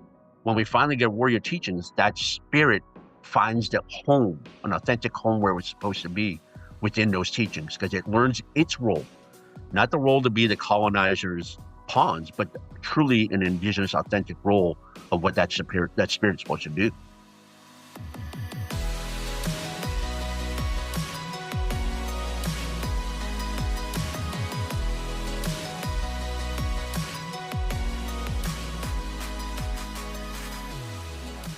So this developing the spirit further, right? And for me, like me and my brother, we always make reference to morals, values, and principles. What are our morals, values, and principles that separate us from settler colonialism and fostering and maintaining those? And I wanted to ask you that question specifically, like, what are the core morals, values, and principles that you feel guide not only your approach, but the warrior society approach? And what is it important for them to embody? I think that's such a big part of our I'm saying the word training, but if you could imagine, it's more of an experience, right? There is training in the sense you do get taught teachings around, what our values and such, right? But it becomes more of experience when you're watching your peers within a warrior society practice these traits, practice these values and characteristics, and particularly when they're under stress. Then you start to see things like courage, commitment. You see this willingness to sacrifice. You see the morals and values that they were taught being put into practice and not just simply words. And to me, that's really where the training comes in, right? Is this action becomes the better teacher than just simply me telling you, right? So one of the things we talk about is before coming to warrior societies, if things were ideal, we would say, as an indigenous person, you should have learned to become indigenous first. So each nation kind of has their own idea of what it means to be authentically human, right? So we had our own ideas around like what kind of traits or characteristic of values should you carry to be this authentic person, right? Um, we always say we like to see that first because really what that means is you learn how to become an adult within an indigenous community by taking on those values and those morals. It's from there that we could build the idea of warrior on. A lot of times it doesn't work like this. A lot of times you get people in and they're just starting the decolonization journey, and you have to even teach them like what are the values of our people to begin with. What does it mean to be an adult in our community? So you learn those first, right? And like I said, every nation has different ideas around what those values might be. Um, However, when you get in warrior societies, there are warrior specific values. Now, I personally, I'll explain the ones I teach. But again, I don't want to say this is for all warrior societies or all nations, but the ones I teach are, we talk about the idea of honor, and that's about having moral strength to do what's just. Remember, I'm going to come back to this word just and justice quite a bit. Strength. And that means like having strength to put people in front of you, having the ability to use your gifts in a way that takes care of the people in the territory, right? Courage, well, that's obvious. Every single crisis you're going to be put in, you're going to be outnumbered, you're going to be out resourced. You fight uphill battles. So you better have some courage for that, right? Duty, we had to develop a sense of duty because, like I said, warrior societies are voluntary. You can walk away from that as soon as things get tough. You can walk right out if you want. To develop a sense of duty, discipline. They have to learn how to be able to handle themselves in a very disciplined manner because they are going to be played with by the colonizer. He's going to do all kinds of psyops to cause them to act in one way or another. So they have to learn how to have self-control and how to have battle discipline, how not to give in to fear, how to maintain their techniques and tactics even under pressure and stress. We have the idea of loyalty, and that's obviously like loyalty to your people, loyalty to your territory. That one really speaks about trying our best to battle corruption. We see the corruption of spirit, we see the corruption of our people and stuff. And that one has been used against us for so long, right? When you got imposed poverty, it's easy to turn around and offer some kind of benefits to cause anybody that's resistant to go easy on resistance, right? So loyalty to your people, integrity, and that's the consistency of thought, word, and deed. So you don't just become somebody who just, like the armchair commando or the armchair general, just talks about it but never does it, right? You got to have some integrity there. Willpower, obviously, you don't have the finances and resources to be able to um, handle conflicts in a way that a government would. So you have to have the willpower to take on hard jobs in very, very tough conditions and endure that hardship that comes with it. Um, and then we see wisdom. Wisdom is one we think of, especially around mental conditioning, is the ability to see truth. And really, what we're talking about is like decolonizing the politics of colonialism and be able to see through when the colonizers trying their best to manipulate you and have that ability to see through it. You see the truth behind it, right? Um, then we have self-sacrifice. So much of what we do should be really built around this idea that you are giving to the people, you're giving to the land. You're not doing this because you're getting some kind of benefit. Like I said, this isn't a career. You don't make money off of this. You're not going to have retirement benefits. I always tell people, hey, listen, the best I could do is offer you maybe some time in jail, or worst case scenario, you might get really hurt, right? That's probably the best I could offer you, but you'll be doing it for a noble reason, for an honorable cause. It's your spirit that gets fed when you're doing it within these kind of morals and values. So those are the ones I particularly teach. And these are drawn on my observation of other warrior societies that I've encountered. I like how you highlighted adult, like having to go through, this maturity, right? And for me, and I know a lot of the communities are now doing this resurgence of rites of passage. That in our community, in our culture, that was sort of the reason why we had rites of passage, was to get us in a stage of clarity to figure out our roles in life, our responsibilities in life. And it makes a lot of sense because one of the interesting things in terms of what I know, in terms of my understanding of history, hearing oral histories, and knowing like even the interpretation of the Indian wars from a colonial lens, is a lot of the warriors were older, like in the Indian wars. Like they're in their 30s and 40s, and even Geronimo was leading his resistance well into his 50s. They weren't necessarily young guys, but in the Western world, like they tend to hone in on young teenagers, right? And it's easier to convince a young teenager to charge a hill, right? All like gung ho and get over there. But you ask me now as a 38-year-old male, and I'm gonna be like, why? Why you want us to do that? There's a reason why, storming beachheads and doing these pretty blatantly with how to say, like, wasting resource type mission approaches that the Western world utilized, and even in World War II. Like, I was talking to this this European historian that said one of the critiques of that historians never say about American warfare in World War II was that they were sacrificing a lot of soldiers. to get a foothold against, the Nazis. And like tactics like that may not necessarily be morally just, but for whatever reason now it leads to sort of this American exceptionalism in terms of how they interpret the war. Because there's no way like a Canadian military power is going to convince me to go to World War III, like today, based on our history, because there's a maturity and, like you said, wisdom. There's a duty, there's a loyalty to our cosmology, our culture that comes with having to experience it, that comes with having to have like the cultural identity clarity of what you're talking about. And that's what I hear you saying, because I even know, I know it's a contentious topic, but on the Comanche side around Quanah Parker, I know some Comanches kind of have a bit of a critical analysis of him. But even him, when he fought in the Red River Wars, he was in his late 30s. They theorized. So they were up there in age. They weren't necessarily these young, agile, fit dudes. They were probably physically fit, but but they were had the maturity and the wisdom to navigate these things. You nailed it. Like that's what militaries do.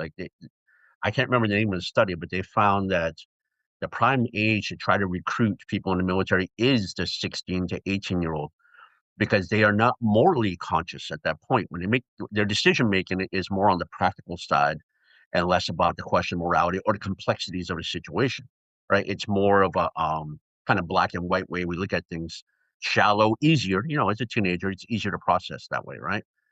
It's when you start getting around 30 or so, you've developed a more kind of a critical analysis to look at the world, and you may start to question when somebody gives you a command, go do this. You'll be like, you know what? That's not very smart, or that's not the most moral thing to be doing at the moment.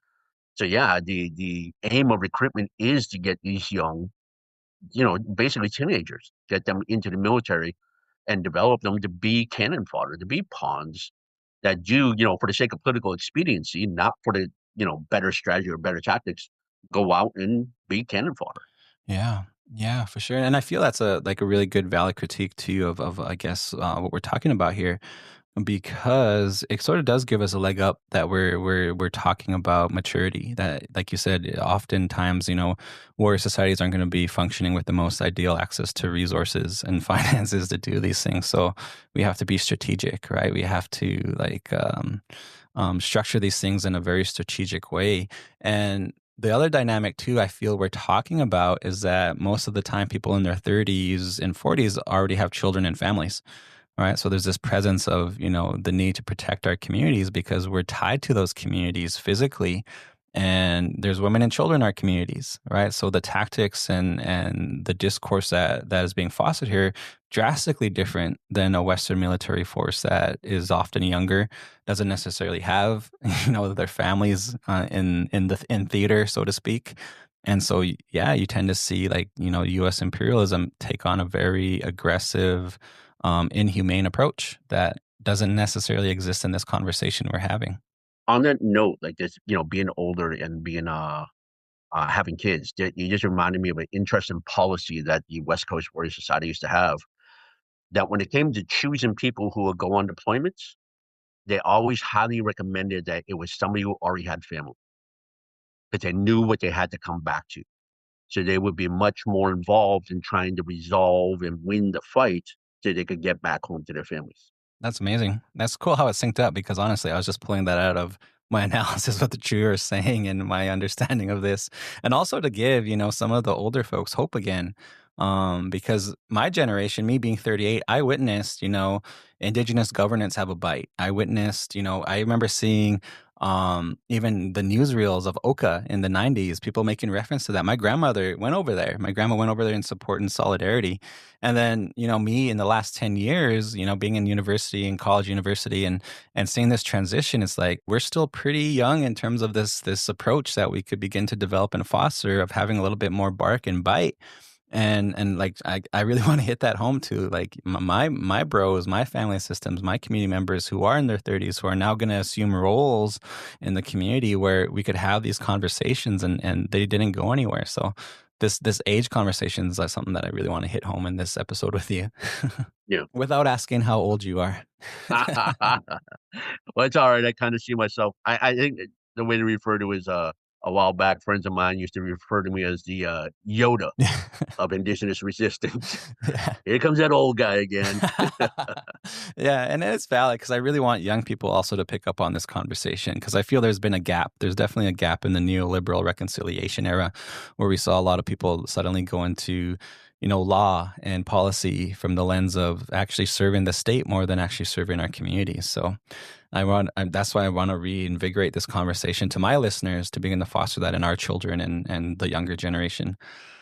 Um, my brother wanted me to ask you this question because I know you spoke to this in the past and it really stood out to him. And he said, "Well, I'll ask Sagaj about how do we work with our people who are co-opting and agreeing because we are in the same communities. Like we are dealing with our family systems of there's cousins, aunties, and uncles who are choosing to go that route, So how do we continue to get along and work with people who are colonized?"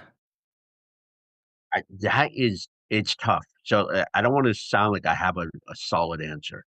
I'll speak to the practices and some of the stuff we've worked at. One, if we were to put titles, like we're talking idea that warriors are seen as gangs or terrorists or such, right?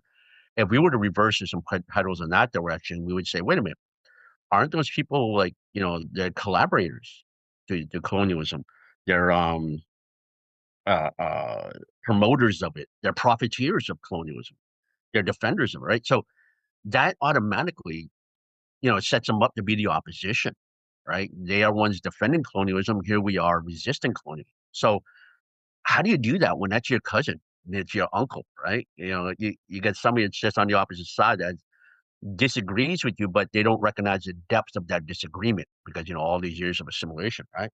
So the way we've addressed it is, well, one, we try our best to avoid any work with them, if possible, just to avoid any internal conflict because we want to focus on the actual problem, and that's the colonizer, the government, right? We don't want to get into internal fights with our own people because that just takes away from resources, time, and effort, right? So as best as possible, we'll avoid engagements with them. But if you can avoid them, you got to do everything you can to persuade. You got to do as much as possible. And sometimes that means you got to be way more tolerant than this kind of this side to you that is kind of not willing to endure. Like, for instance, when you're dealing with the government, you don't want to make any compromise, right? So you got this really confrontational kind of setup with them. But now you're talking to somebody who's echoing the same words as these, like colonial politicians. So it's hard to have the patience to engage in that. But really, honestly, you can do everything you can to persuade. And then if you can't persuade, can you politically neutralize? Can you diminish their social power? Can you diminish their political power in such a way that it is less of an obstacle for you to achieve whatever your mission is? If it's defending a piece of land, if it's defending a cultural practice, maybe it's defending a sacred site. Can you cut them out of the picture as much as possible? So in my community, that was the technique. We did everything we could to try to persuade, win over the basically chief and council, right? Who were signing agreements with the government for 30 years. They were like yes men kind of people, right? Um, so we stood up, and the community wanted to protect our way, but chief and council was like nowhere to be seen when that was the case to go out and protect our way of fishing. So from the Warriors' point of view, we did what I could to avoid them, so we wouldn't get engagements. But then when we did have sit downs, we would actually try our best to persuade them without getting angry in competition. Trying to persuade them. And when that no longer worked, it was how do you kind of neutralize their influence so that it doesn't play as much as a factor. And it got to the point where DFO was even frustrated because they couldn't get the chief and council to do the normal things they did to control the community to accept whatever agreement the government wanted, right? So we kind of were able to neutralize that effect up to a point. I mean, after a little bit over 2 years in a fight, chief and council did sneak off, go into another province and sign a deal with the DFO completely against the community's wishes. So it's kind of like almost like subterfuge, right? It's manipulation. But the idea was you want to try to neutralize that power as best you can in a way. So you're opposing them politically and not physically, right? With this idea that maybe just maybe somewhere in the future they will turn. And the only reason I can speak about, I mean, it almost sounds absurd to be that optimistic, but I got to remember where I was as a kid. I was a hardcore committed American soldier. I was obnoxiously American. All I wanted to do was fight and impose American dominance everywhere, right? That was me. But then I turned around and I become a complete opposite person. Now it's completely against American and Canadian imperialism, right? So I'm thinking, being as stubborn as I was, if I could change, hopefully, hopefully some of our cousins and uncles and aunties involved in that, maybe they can change. We can find the right moment, the right conditions to plant that seed to cause them to change.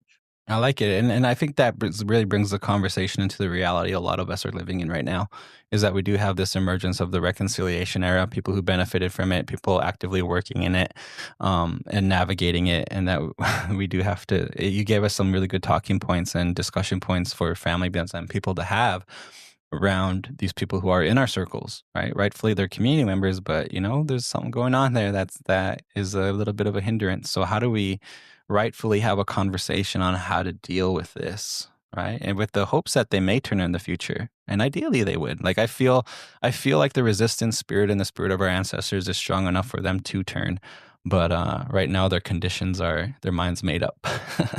Their minds made up. Yeah, I agree, and it's definitely it's a long process. Hmm. So don't get me wrong. Don't think like in 2 or 3 arguments you're going to win them over. Hmm. This is a very very long process, but because they are our relatives, we have to put in that effort to do everything we can to try to. I don't want to make too many Star Wars references, but at that point you're Luke trying to win over Vader, right? Hmm. You're trying to pull him from the dark side. Yeah. And if you could, in a joking way, if you could see it that Hmm. way, you are doing anything you can Hmm. to try to bring them back to where they should be. Yeah. Yeah, good reference and good analogy there. Because in the end of the day, Vader was his father, right? They had to come to terms with that. They were kin. Yeah. I want to springboard into this next portion of our podcast, our interview with you, because it's amazing, and you gave us a lot to think about in terms of warrior societies. But at the same time, there's this practical element of sort of the theme where my podcast has gone in the past year and a half around dealing basically with the social political turmoils that are playing out, getting people to speak to that, have conversations about that, and the reality that there is a need for family and even community preparedness. And we did some episodes on the past, and it comes up more so in our coffee house where we have people who subscribe to my Patreon come in and have these conversations. And so much of that conversation navigates towards more like community and family preparedness. And you're a survival instructor, and your skill set, perspective, and mind come together really well in terms of preparing and preparedness, and combined with that natural warrior mindset. So I want to position this in terms of like, we know that the world's getting crazy. We notice that things are becoming more challenging and honestly, even at risk of destabilization. Climate change, economic pressures, stress. There is this need for people to want to prep, right? And that's why I kind of wanted to add that critical analysis of prepper culture from the Western lens. And we could probably even have more detailed podcasts about that in the future around those dynamics that are unfolding in the world. But I wanted to sort of foster this conversation around self-reliance, like simply being self-reliant, having the skill sets that our ancestors had in the most practical sense, and getting ready for anything that could potentially go wrong in the world. From a lens of like control, from a lens of having an access point, because we have access points to this knowledge, right? And that's what differs us from the Western prepper is, sure, they're second, third, fourth generation settlers, but we're still like first generation Indigenous people with the knowledge systems in play, right? So one thing is that's clearly noticeable in those Western prepper conversations is that they're basically like obviously settlers. There's a Western patriotic Canadian state approach, and it tends to dominate their conversations. So I wanted to ask you more specific questions on how do we approach this then from an Indigenous perspective, even from a warrior perspective, acknowledging that spirit exists. So how does, I guess, from your perspective, this concept of prepping and preparation differ from Western settler societies, right? Considering our unique history, cultural, and environmental contexts we talked about. right before I get into this idea of differences between the approaches, I'll speak a little bit to the history of how warrior societies became involved in teaching like preparedness stuff, right? So warrior societies are pretty protective around teachings. We got to worry about culture vultures, all kinds of cultural appropriation. We got to worry about things like that, as well as you got to worry about what's something called operational security. You're up against the colonizers, government, and law enforcement. They're always seeking to infiltrate and destroy you from within, right? So you got to worry about those things.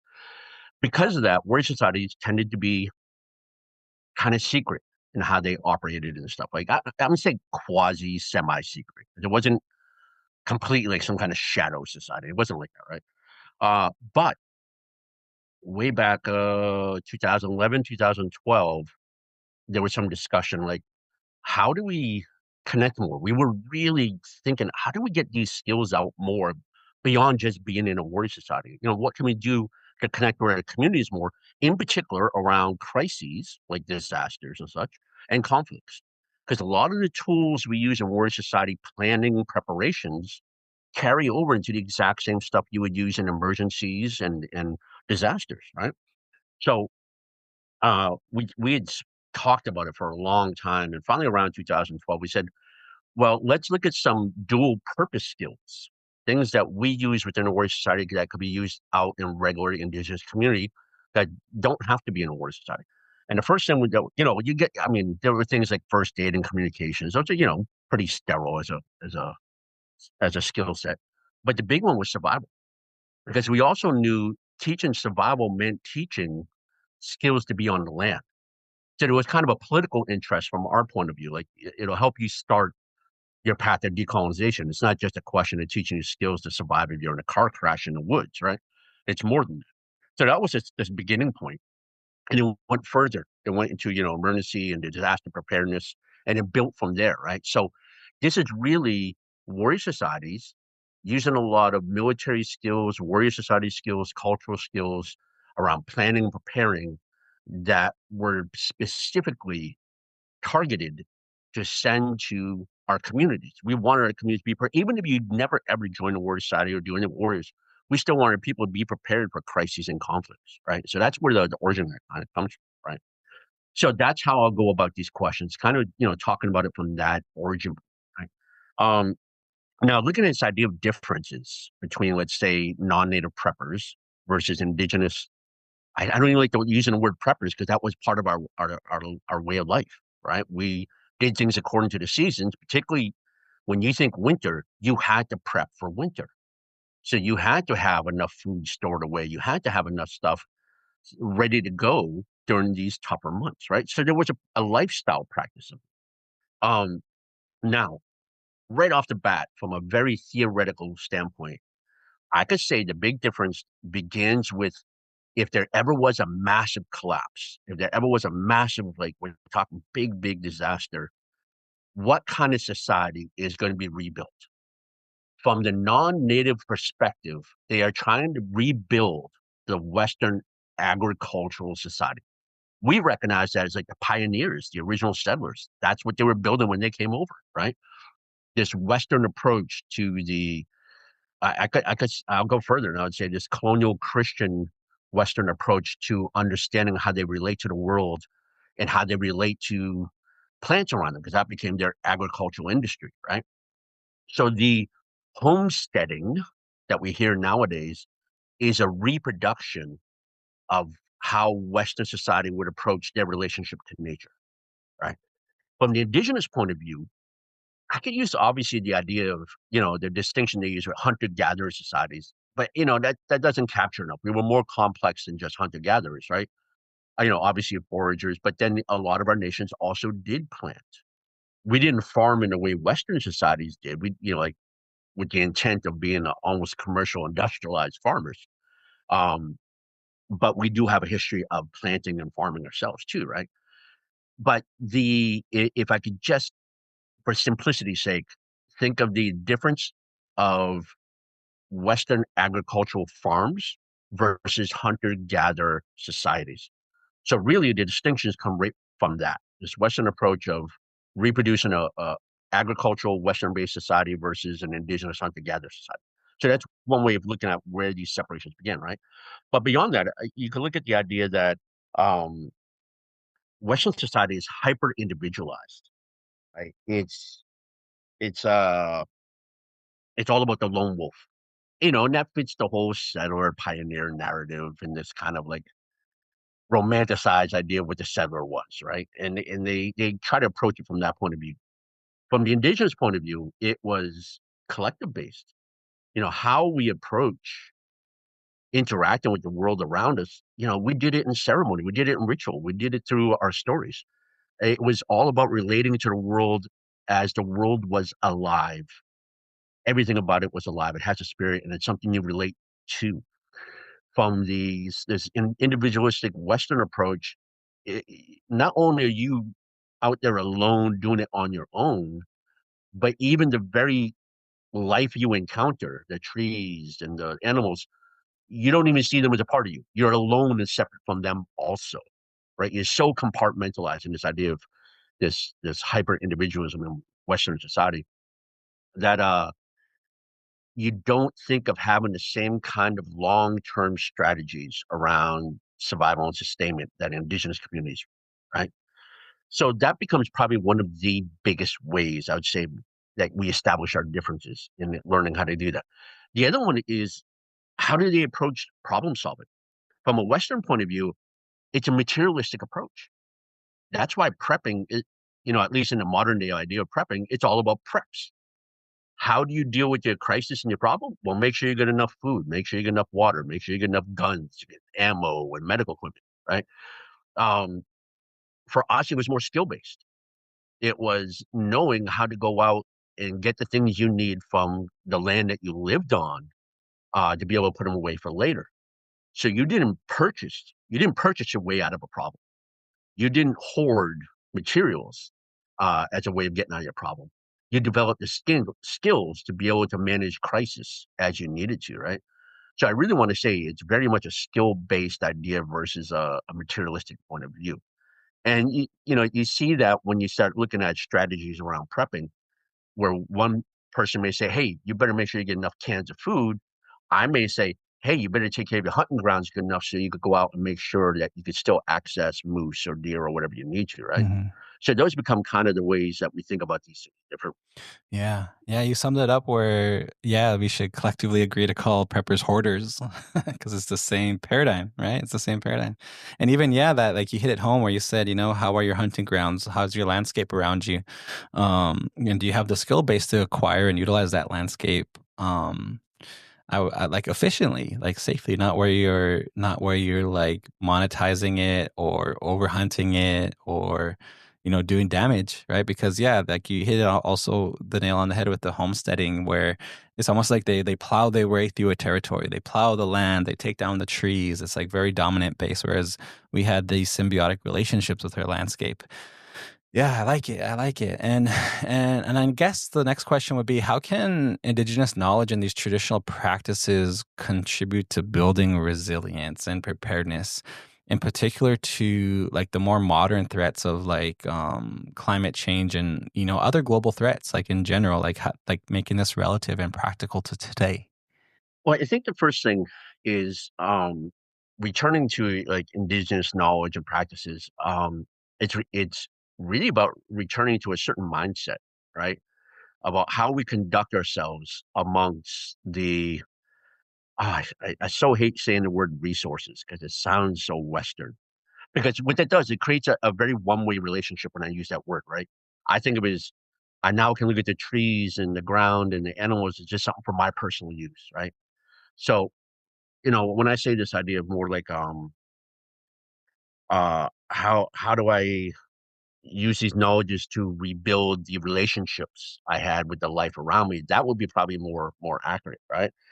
Uh so think of this as long term, right? So I would say by rebuilding our mindset about how we relate to the world around us, we could start talking about what needs to happen to restore nature to what it was. So a lot of this building around resilience is going to be around restoring. like again, English is hard to work with because they would say like, ecological rehabilitation, to an area and stuff. And those words are almost sterile. They lack it's more physical. They lack the sense of reestablishing the relationship and reverence we would have had to the life around us.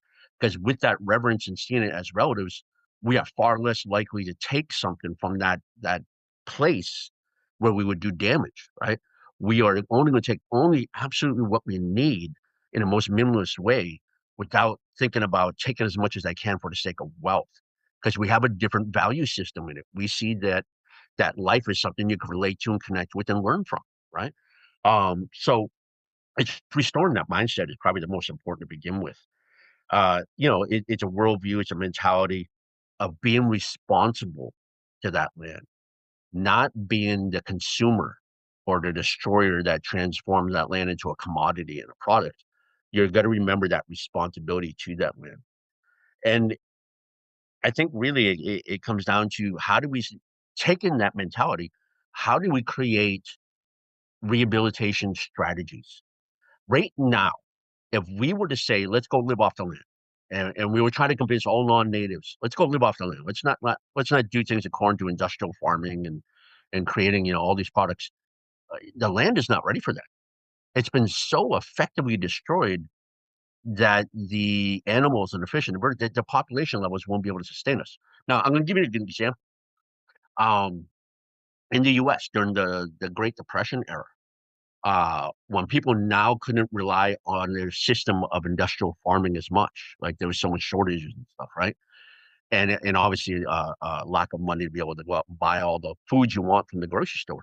So people started resorting to hunting. So they shifted from this kind of industrial-based agricultural Western society to kind of hunter-gatherers a little bit to offset some of the poverty of the Depression. During that time, the deer population plummeted to the point where they were possibly facing like near extinction. Not maybe not to that level, but really close. They were very, very much endangered because of that. That we're talking 1929 and 1930s.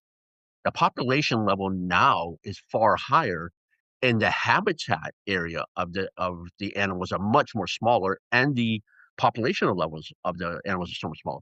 So we can't just go without now and say let's all just 100% of us become hunters and fishers because we would just use up that population level fast. We'd wipe them out. So the long-term strategy has to be about rehabilitating the damage that industrial society has done to our lands. That's the long-term strategy. We have to just work in the opposite direction. It's not just stopping the damage being done and hope that nature fixes itself. We have to take an active part in rehabilitating and rebuilding those things, and it can be done. I remember, was it 2001, 2002, 2001? Communities right outside of on Vancouver Island, right outside of Victoria. Uh, the communities there ran their own salmon rehabilitation kind of program with their own monies. So this is them doing it themselves, and their area was decimated by commercial fishing. The salmon was, I don't want to say wiped out, but it was really, really low levels. So they went ahead and I think 5 of the communities got together and rebuilt the salmon stocks, and they were ready to bring them back to healthy levels. This is small communities with tiny budgets, but they had real commitment to want to do something like that. Now imagine we just take that same. Let's go towards more practical solutions. What if we took the subsidies that are used in like in oil and gas industries, all those billions of dollars, and put them into rehabilitation programs for the territories? We are creating long-term sustainable solutions that we can live off the land again sometime in the future. Or at least our next generations can. Mhm. I like it because that's one of the, I guess, like the sellout conversations is like, well, the land's ruined anyway, right? But then when you're saying, well, we actively got to work and go into the opposite direction around rehabilitation, that makes a lot of sense because it gives the people an avenue to start to think about, Because yeah, it's such a cop out to say, well, we can't live off the land anymore, or there's not enough animals to sustain us, which I feel people pick up on. Like that's one sect of society in my indigenous community I notice. The other one is that there's very highly romantic notions of returning to the land where the skill sets aren't in play, right? Like I jokingly will hear some people say, well, something happened. I'm moving to the res and I'm going to make a bow and arrow and hunt a moose. And for a city slicker, that's a big goal, man. And it's like, are you coming to my house? Like, because you know what I mean? Like, well, that's a pretty ideal romantic notion of how you're going to approach, destabilization in the future. So yeah, like I feel like this actively rehabilitation concept's really important, especially in our terms of our homelands and our territories. I like it. It's really given me a lot to think about also. I want to ask the question of like, how can Western societies, like Western society being this big, broad concept, right, learn from Indigenous perspectives on readiness to foster, greater sustainability and adaptability in the face of emerging challenges like climate change? Because I feel like some people get invested in that, right, and it becomes like a whole career, right? There's some great minds out there who are trying to save the world, but it's not our world that's being saved. It's sort of like prolonging the existence of a settler colonial project. And I don't want to save them, right? So I want to ask you that question: is how can they basically learn from us if they can? And when it comes down to this, I think in general, um, I don't think they can learn from us. And the reason I say that is this is not new. We're not just trying to do it right now. Our ancestors have been trying to convince colonial Christian society um, that their way, that their path of life is destructive. It's destroying things around us, but they don't listen. So it's not like our ancestors haven't tried and tried very, very hard.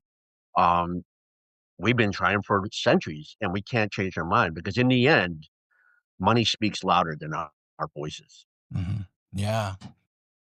I could add this too. Let me throw a question, rhetorically. Um, in a way, what we're asking is this: imagine it's 1620, and the pilgrims are starving. Winter's coming. They haven't planted crops. They don't know how to live on the land, and you're being asked at that moment, "Hey, can you go collect up surplus food and stuff and keep these Europeaners alive through the winter?" Knowing what we know now about history, would we do that again? Right? Is all the genocide and everything that took place after that, you want to be the ones that saved the pilgrims? So, so it's something to think about. Like we can try to convince them. We already have tried to convince them, but in the end, saving them in Western civilization might be more of a mistake for our future generations than it is actually doing a good thing. Yeah, it's a valid answer. It's a valid answer from experience and observing the world because I have the same sentiments. Like I'll even actively post that it's wild how some of our people will actively seek to save settler colonialism when crisis happens, and it's like that's not my space for me personally. But I know some people do answer that call, and it's like, man, like you hit it the nail on the head. Like we've been doing this for hundreds of years. Like what makes today different, and we don't know what the future unholds. We don't know what the future holds. Another question I wanted to ask you while we're having this conversation is that with that question being answered, but at the same time, there's very real like systemic inequalities playing out, right? And so how do like these colonial legacies, the presence of settler colonialism, all these systematic inequalities that exist for us impact our ability as Indigenous people to prepare and respond to crisis effectively? Like why is it so challenging in some cases? And painting that picture for settlers and to begin to think about. That becomes a complex question, right? Because where do I engage in the answer? Do I talk historically? Do I talk right now? Right? So let's just start with this idea that they're the manufacturers of the problem. They created our apocalypse, right? They created our crises. Everything from our genocides to ethnic cleansing to mass assimilation. They created those for us. And one of the problems they created for us too is imposed poverty. And the way you do that is you restrict people from lands and resources, right? So for us, it wasn't about, ownership.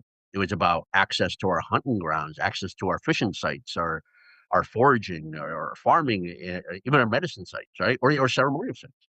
Um, Not having that access, imposing the poverty, the conditions that we can be controlled, and put in a condition of economic dependency. That's their objective. And in doing so, they created our crisis. They created the very things that we have to respond to. So we have little access to the very things we need to be able to address our ideas of prepping, right? So again, earlier I said indigenous prepping is more skill based. Like you got to have access to hunting grounds and fishing sites and such to be able to go and practice these skills, right? But what if they're being denied to you or infringed or reduced? Like I know a lot of people get the impression, oh, natives go hunt anywhere and fish anywhere. There've been so many fights over this. You can't tell me that indigenous people could go and be indigenous on areas outside the reserve, right? Because the minute you do, you're encountering land that's already been claimed by companies or private ownership, and most of our hunting grounds have been plowed under, and the access to be that person has been like marginalized. It's been reduced to the point where it's a real challenge now to even get out and try to be that person who lives off the land.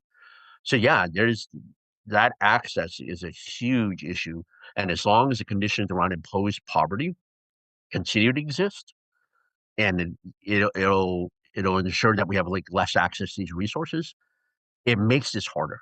So it's not just a question of developing skills and getting people to go back to way of life. You could rebuild a hunting society, but then they have almost no access to the actual hunting grounds, and that's problematic, right? So we have compounded crises going on. We may have a disaster and emergency unfold in front of us, but we still have the problem of colonialism that restricts us from being able to do what we need to do crisis management. And that's where I wanted to go with that question because it's almost like the reality is that this presence of settler colonialism, the paradigm, and the whole system is the problem. Like it makes it harder in general, and we can't erode that fact and sort of develop, some like honestly like some sort of like new age relationship around the reality that the physical imposition of this project, the bodies, the infrastructure exist on top of us, right? And I want to really hit that home because the presence of it makes it harder. And because of that, it's challenging for us in general to prepare and organize and effectively.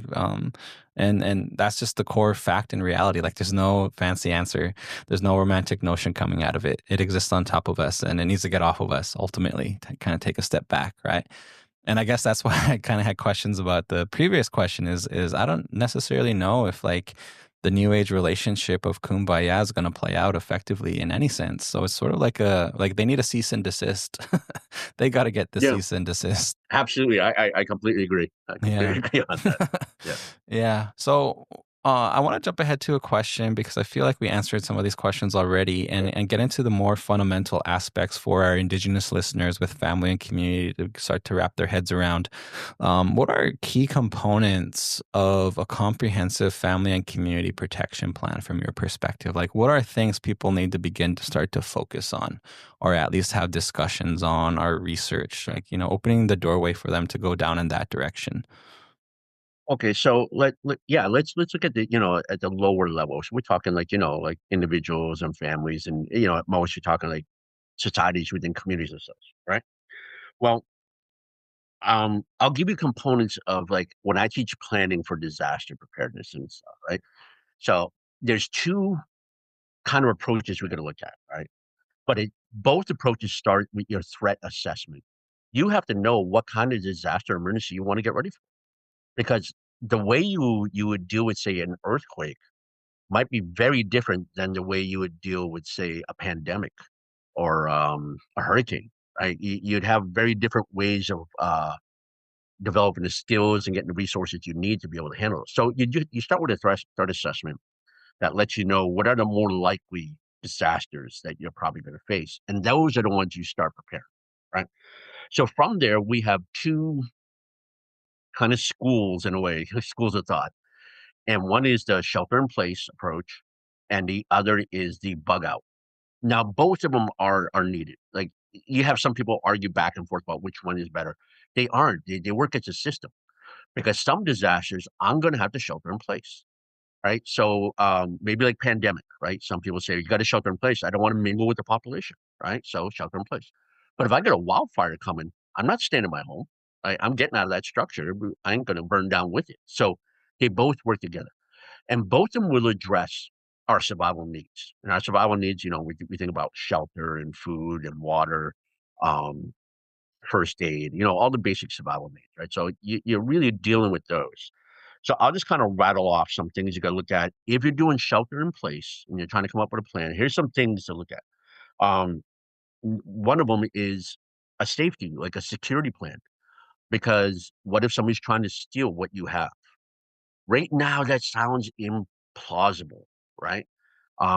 However, study some of the most recent disasters, and you'll see there are looters. There are people that try to come around. And then that's not just the US. Like with the LA wildfires, they had a lot of people going to loot, right?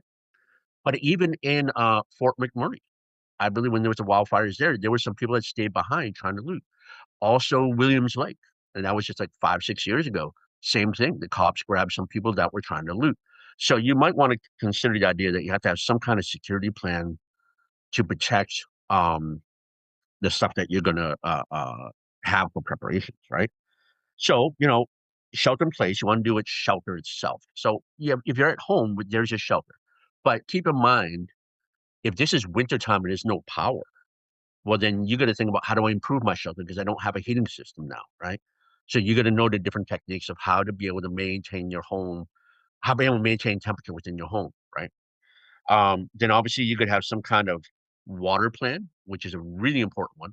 Water is more important than food. Like, we miss a meal or two and we think, oh my God, I'm going to die. No, you got a long ways before that's going to happen, right? But, a few days without water, and you can start to have organ collapse or organ failure. So make sure you have some kind of water plan. That means not just collecting water, but disinfecting it too. Because one of the biggest killers in any disaster is the post water problem. Now look at Haiti. When they had their earthquake, they had hundreds of thousands of people die in the earthquake.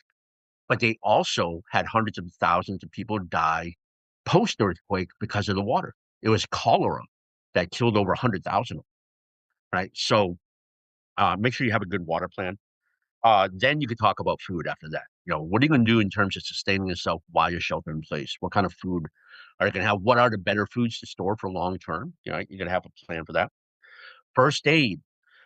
You can't call on emergency services if there's a massive disaster. Look at that hurricane. Is it Helene that passed in the U.S. just recently? You're talking about the most wealthiest nation in the world, and they weren't able to get resources to a lot of the people there for long periods of time. Right? Same thing happened with Hurricane Katrina. People weren't receiving disaster relief right away. And the unfortunate thing is we've been led to believe that having a 72-hour disaster kit is enough. No, 72 hours, a lot of times you're not getting disaster relief till after 2 weeks.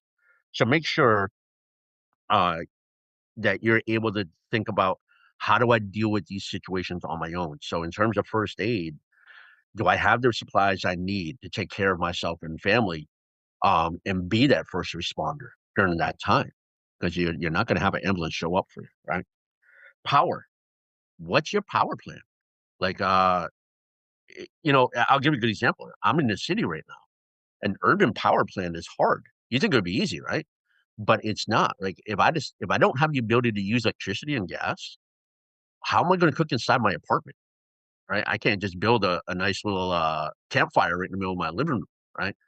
So how do I do that? And in a lot of places, because of fire restrictions, they don't allow you to have barbecues or anything like that. So you don't even have that. What would be an easy go-to option? You don't even have that. So thinking about powering, first off, will be like heat and how you cook. Generally, we think of fires.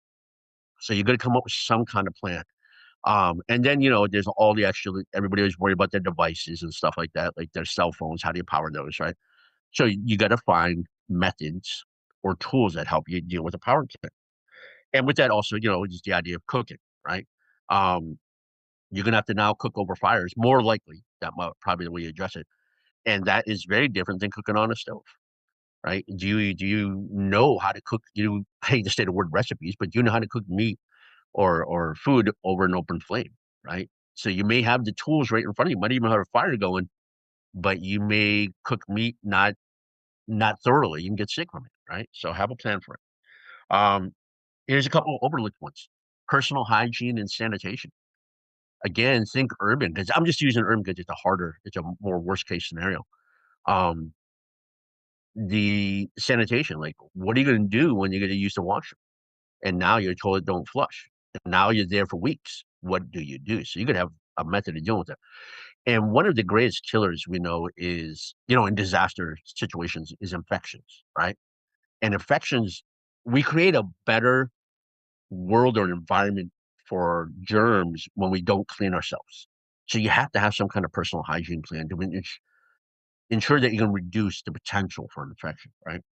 Um, so I would look at those as the some of the key things you need to look at for a shelter in place. But now, if you're actually leaving, if you're headed out, you decide that, let's say wildfire, right? You got to leave your shelter. You can't stay there. You can't stay at home. You got to think about where you're going, and that's called bugging out. And with that, you got to start thinking about things like, do I have a bug out location to go to? You don't just run out in the bush. Most people don't have the skills to live in the bush. They won't make it a few days. So you got to have a location you're going to. Is it a cabin? Is it a friend's home? Um, Maybe there's a camping site that you could go to and get some of your supplies over there. But you got to have a location. You got to have routes and alternate routes. Because more than likely, if there's a mass evacuation, your main route might get blocked. There might be a failed mass evacuation. We've seen this in some places with wildfires. I'm thinking Hawaii and recently in LA, where some of the routes out got blocked and people had to abandon their cars. So you got these abandoned cars that are in the way now and you can't get out. So you could have routes and alternate routes. Also, your vehicle. Have you planned to have the right type of vehicle to get out on? I mean, any vehicle is going to work. But if you have the option to get a vehicle that allows you some, off-road capability, that's all the more better. If you could do it, right? All the more better. And then you could have the idea of sustainment. Can you sustain yourself when you get to your location? Or are you just basically just whatever I grabbed in my backpack and that's all the food I got, right? So you want to have some kind of sustainment strategy for there, right? Now, some of the components you need to think about in bugging out are a get home plan. What if you're at work or at school when a disaster happens? Maybe you live 50 kilometers away. I mean, you work 50 kilometers away from where you live. How are you getting home? Like, if you're going to walk it, that's a long walk. It might take you days to get home. So, do you have a method and plan to do that? Family reunion plans. Now, again, you're working, you're a long ways from home. Maybe you got kids that are going to school kind of far from the community. How are you guys getting home? How are you linking up first before you kind of make the way home, right? Communications plan. Communications fail in disasters, whether it is cell phones or the internet, social media, all these things tend to fail. So what's your plan to talk to your family to bring everybody and link them up? And then finally, the big part of that is your get out of town plan. And that's the how do I leave my shelter, my home, and get to my bug out location? And as I said earlier, have a location and routes and sustainment plans and all that. And that's all part of that get out of town plan. So those are the main components. Like, there's a lot to this, but if you can start getting on some of those components, you're starting to get yourself ahead of the game if there is some kind of crisis. Cool. Yeah, lots to think about there. And those fundamentals, like those are fundamentals. Like I think that's what people need to really hit home because, even for me, some family members will say, well, we're going to Mylan's house. And I'm like, okay, cool. Like if you need me to be that friend's home, but what are you bringing? Like, what are you bringing? What's your plan? You gotta be able to, like sustainment, like you said, sustain it. You got to be able to sustain yourself also, right? So yeah, I love those fundamentals. I love to think about those, even in terms of me being a father now. Having strategies and options available for me and my family. And then I guess you hit the nail on the head too when you talked about electricity and devices, right? And I have a love-hate relationship with them. I think a lot of indigenous people are beginning to sort of develop that now. But the Western world and their culture is all about tech, right? And sometimes even prepper culture and the conversations get big on technology, the biggest, the best, the fanciest equipment. But how do we differ in our approach? And more importantly, how can we could leverage like technology and innovation to improve our protection strategies without being dependent on it? Like there's certain elements there, but then at the same time, a lot of our people are dealing with imposed poverty, like you said, right? So building up a whole off-grid solar panel cabin out there is not an option for us. So what can we draw on?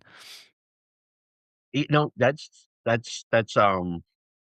this helps differentiate this idea of the non-native prepper versus like an indigenous, right? Remember earlier I said they really rely on materialism, and they're trying to rebuild a copy of what their culture looks like. Usually it's pre-electricity, so a lot of times they're trying to build like a 18th century homestead is their idea of what they're going to rebuild, right? Uh, for us, it's a lot of it's skill based. So we're talking more about it comes from this notion: the more you know, the less you carry. So I'll give you an example. So if I was more of a non-native materialist based prepper and I had to bug out, well, because I lack skills, my backpack is going to be huge. I need to have a tent. I need sleeping bags. I need sleeping pads, or I get these huge assortment. I'm making a microcosm of my home, and I'm carrying it in my backpack. And that thing's going to weigh, I don't know, 70, 80 pounds. It's going to be massive. And it's because at that point, they're lacking skill, right? So you want to be able to move that and start teaching skill development. So you no longer need a tent. Maybe you learn how to live with just a simple tarp, right? And then you don't need so much the sleeping bag. You learn how to make bush beds. You no longer need the sleeping pad, right? You're starting to find ways of using the environment with the skills to I don't want to say to substitute, but to replace all those material things you would have got at the mall, right? Eventually, the idea is you want to get to a point of just needing minimal tools. So, for instance, I like people getting up to a point of advanced training in survival where they could go out with just something as simple as a knife, perhaps a ferro rod to be able to create fires, some cord, and maybe something for water purification, right? Even that, there's skill set to get around that, but they don't need as much. So they become less reliant on technology, materialistic technology, right? And that's the ultimate goal because I use that as a template around the idea of decolonization. Really, in the early stages of decolonization, we are so dependent on Western lifestyles, technology, and materialism and stuff. The better you get in the bush, the more you understand the skills of living on the land, the less you need of Western materials, and the more you shift in your mentality. So I kind of use those parallels, right? I want to take people out to learn survival, not just to be able to give them some kind of insurance in case of an accident. I want them actually starting to decolonize their mind. It's kind of the same pathway, right? So I would say kind of go with that approach. Now you mentioned though that there might be technologies we need. Um, I would I'd say there's some technologies that are very nice to have. One of them is communication technologies, right? Having radios to be able to talk to other people in your group. That's great. Like that's great to have. Can we get by without it? Yeah, we can. It's a hindrance. It's an inconvenience, but we could get by without. One could argue, well, like, what about a firearm to go hunt? Isn't that a technology? Yeah, I mean, you could argue and say that's a technology you shouldn't have. Okay, then learn how to build a bow, right? Go back to our technologies. Have the bow building skills, and that's one of the things I like to teach because it gets us in touch with our ancestors' skills being on the land, right? So I'd say try to replace those materialistic high tech devices or reliances and seek the real idea around self-reliance is to become more independent, become less dependent on those very technologies, right? And that's what I would try to tell people: seek that kind of development. Hmm. Yeah, I like it. And then like the mantra for me too is like think of the ancestors, right? Because you begin to develop and realize, oh man, they were doing this, making bows and doing those things where you get down to the practical application and development. It's like, man, they were doing this and they were getting it done and they were good at it, right? So it's like that Yeah, sort of me is like I gotta think about them because they were doing this far longer and longer than me and a better skill set than I. So yeah, yeah, I like it. I like it. And yeah, and some things are nice to have, but yeah, we gotta think about replacing them. Replacing them. Um, yeah, so I wanted to ask the question because I know I roasted, some family members who are more city centric, saying they're gonna come out to the res or come out to Mylan's house. But at the same time, how do we start to have conversations around like a community protection effort, accessible to everybody, right? Even like people who are marginalized in terms of not being able-bodied. So I think about like our old people, our elders, our people who not may not have those skill sets, but still may potentially even show up. So like, how do we begin to sort of take that into account? I'm going to suggest, and this is kind of really the the approach I really try to promote as much as I can because it's communal to begin with, then it's traditional, so it's culture. Is we need to rebuild our societies, and what I mean by that is I don't mean on the I mean yeah we can build them on the large level, but I mean I'm even thinking hunting society, fishing society, foraging medicine societies, the building blocks that made up communities, right? If we could rebuild these in such a way that they become houses of knowledge and skills. So that way we could rebuild those relationships we had. So that would be a great place to start engaging the youth. So imagine you got some of these older, more experienced people that were hunters and fishers. They recreate these societies. And with that, they bring in youth and they start passing on those knowledges, right?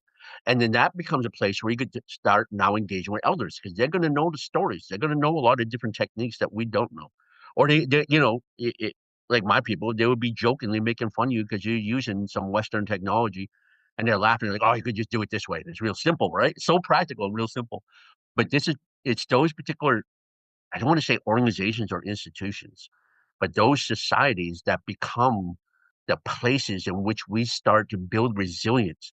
We start to build the inclusion of youth and elders that have a role to play within those societies, right? So to me, I'm really big on this idea that nation building starts from bottom up. We got to rebuild societies to rebuild communities. Then we can start talking about governance ideas, right? And then we can start talking about how do we protect all this stuff? How do we protect our like the idea of food security, water security. Those become issues when you are a hunter. When you're out fishing, you worry about water security. When you're out hunting, you worry about food security. When you're growing stuff or foraging, you worry about food security issues, right? So they all tie in together, but there's this missing component that we don't have anymore, or very little of, are those societies. We got to rebuild those, and I think our next steps to rebuild, communities and nations can come along the way, rebuilding from bottom up using that component. Yeah, I like it. And for me, like how I navigate that too in my mind and even in my planning and conversations with extended family is there's a place for everybody, right? And like an example I have is like when I first moved into this house, I didn't have running water and I was here by myself and my daughters would be with me when I had them. I was hauling water and I was hauling water, filling up bathtubs and just keeping water warm. And in my mind, I was like, man, this is like a full-time job. Like in a survival situation, in a survival approach, this would be somebody's rotation to have to do this for like hygiene purposes, for drinking, for cooking. And I remember I went out and I bought like three big, I'm kind of giving some information on my preps here. I better settle down.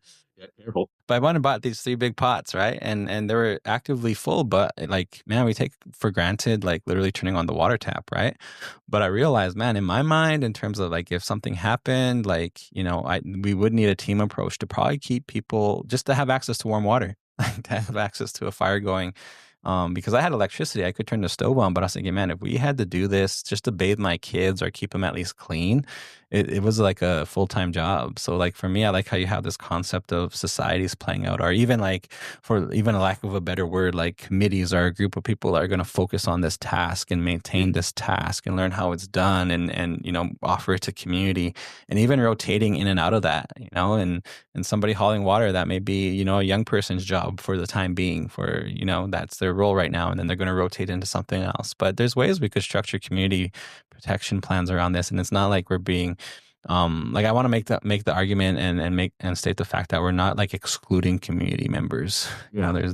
There's places for everybody in this conversation. Absolutely. And that's what those societies represented, right? Was the different skills and gifts that each community member would have, right?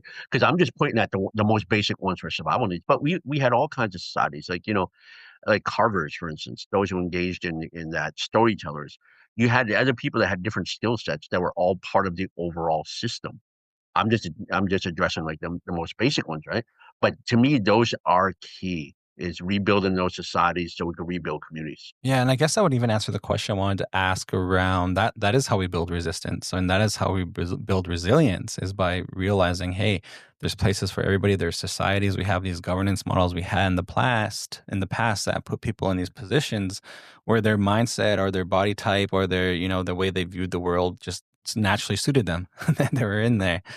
Yeah, and that's cool. Like I really think about that now in terms of how I'm structuring, my approach without giving too much information. Like I don't want anyone like showing up and knowing that I have 3 pots of hot water ready to go.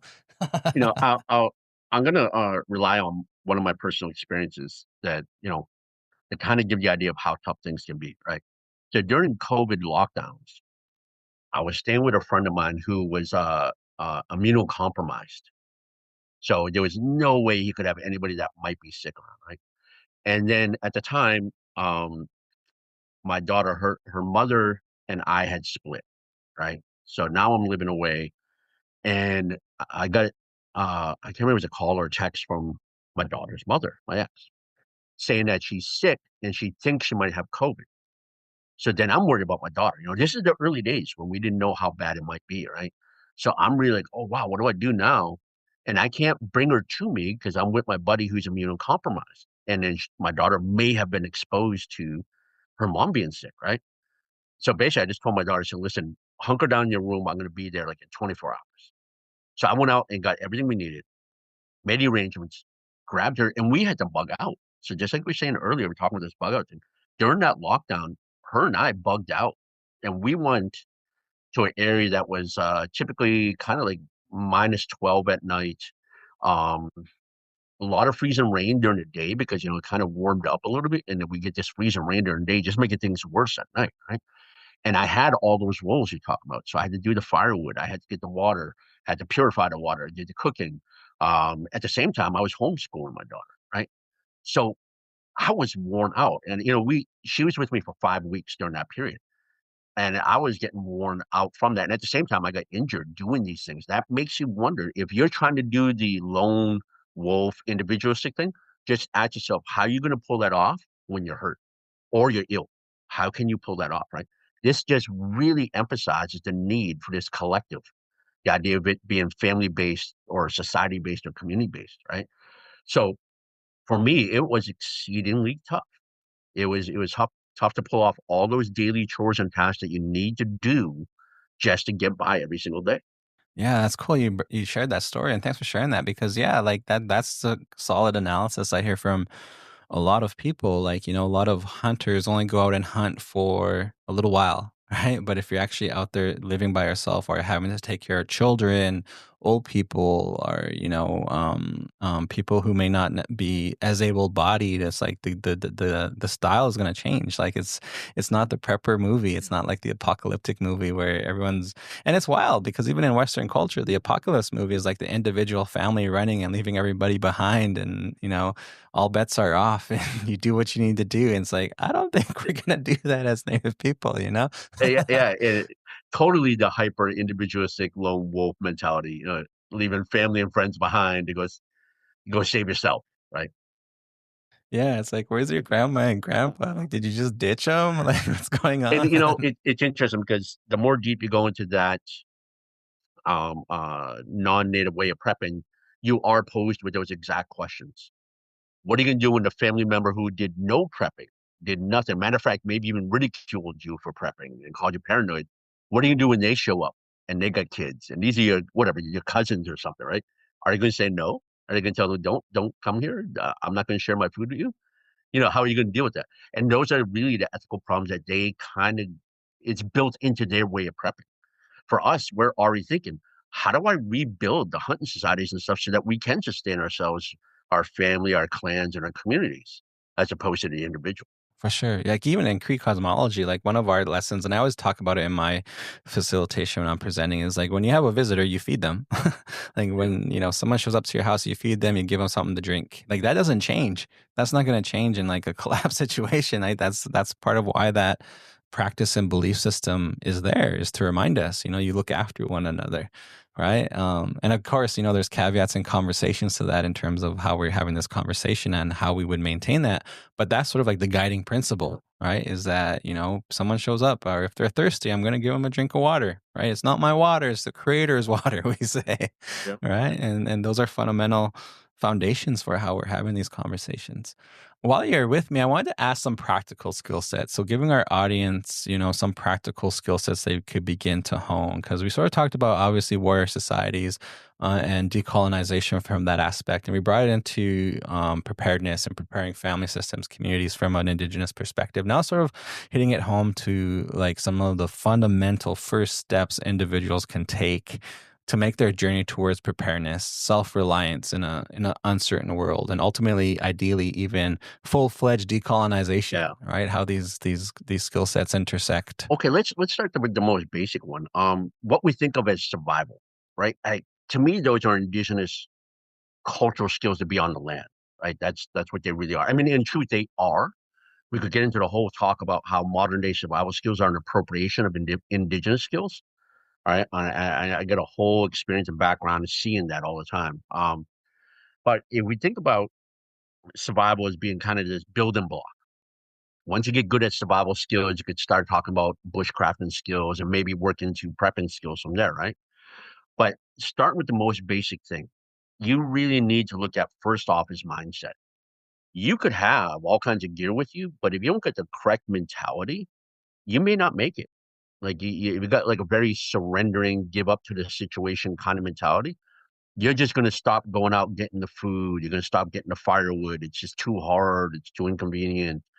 And then eventually you're going to succumb to those consequences of bad decision making. So you have to have this certain kind of mindset about not giving in, about learning to take responsibility for your life at that moment. You're no longer um, looking to other places. You're no longer looking to the grocery market and things to take care of your life. You're doing it, right? So it starts with mindset, psychology, like survival psychology, right? From there, we're gonna like nail the survival needs, like shelter building. You got to know how to make shelters. Now, when I start teaching students, they start with tarp shelters because again, they're just beginners, right? But from there, they're going to learn how to make natural shelters. So what happens if you're ever in a bad situation with no tarp, right? You got nothing to make artificial shelters. So how do you make a natural, right? Fire making here in Canada, this is mission essential. This is a critical survival skill. If we were down in I don't know, Southern California, for survival for the sake of staying warm isn't as much as critical, right? But you really need to know it in northern climates. To know how to make a fire, not just how to make it, but you have to be good enough to make it in adverse conditions. Can you do this when it's super cold, freezing rain, nighttime? Because that's probably when you're going to find yourself in a bad crisis, right? Then water collection. Do you know where to get water? Do you know how to filter it? Do you know how to purify it? What are different methods of disinfecting, right? So you got to have those skills.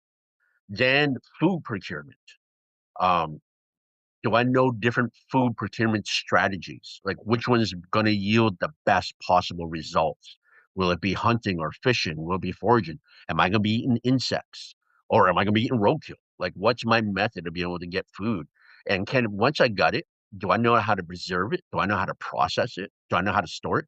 I usually like to joke about this because if you look at that TV show Alone, where you have self-professed survival experts that go out into like compete against each other to be the last person standing, right? They stay out in the bush for months and until there's only one left. Well, if you look at the first couple seasons, it's really funny because one of the hardest things they had to endure was the idea that they weren't good at food preservation techniques. If you look at those first seasons, you don't see them smoking their food. You don't see them trying to preserve it. They ain't trying to try anything out or nothing. They're just grabbing it as it comes. They're like opportunistic eaters, as opposed to somebody has a strategy to have build a surplus and sustainment of food, right? So you got to learn that. It's just not go catch yourself a moose. Because yeah, maybe you'll eat the first couple meals before the food goes bad because you didn't know how to preserve, right? First aid. I recommend to anybody take one of those woodland first aid courses. not just a regular first aid, but the woodland type, because now you're dealing with how do I do first aid in an austere environment? Like when I have no access to all kinds of medical supplies and you don't have an ambulance near you to be able to pull out all the items you need, you have to improvise a lot of these items on your own in the bush.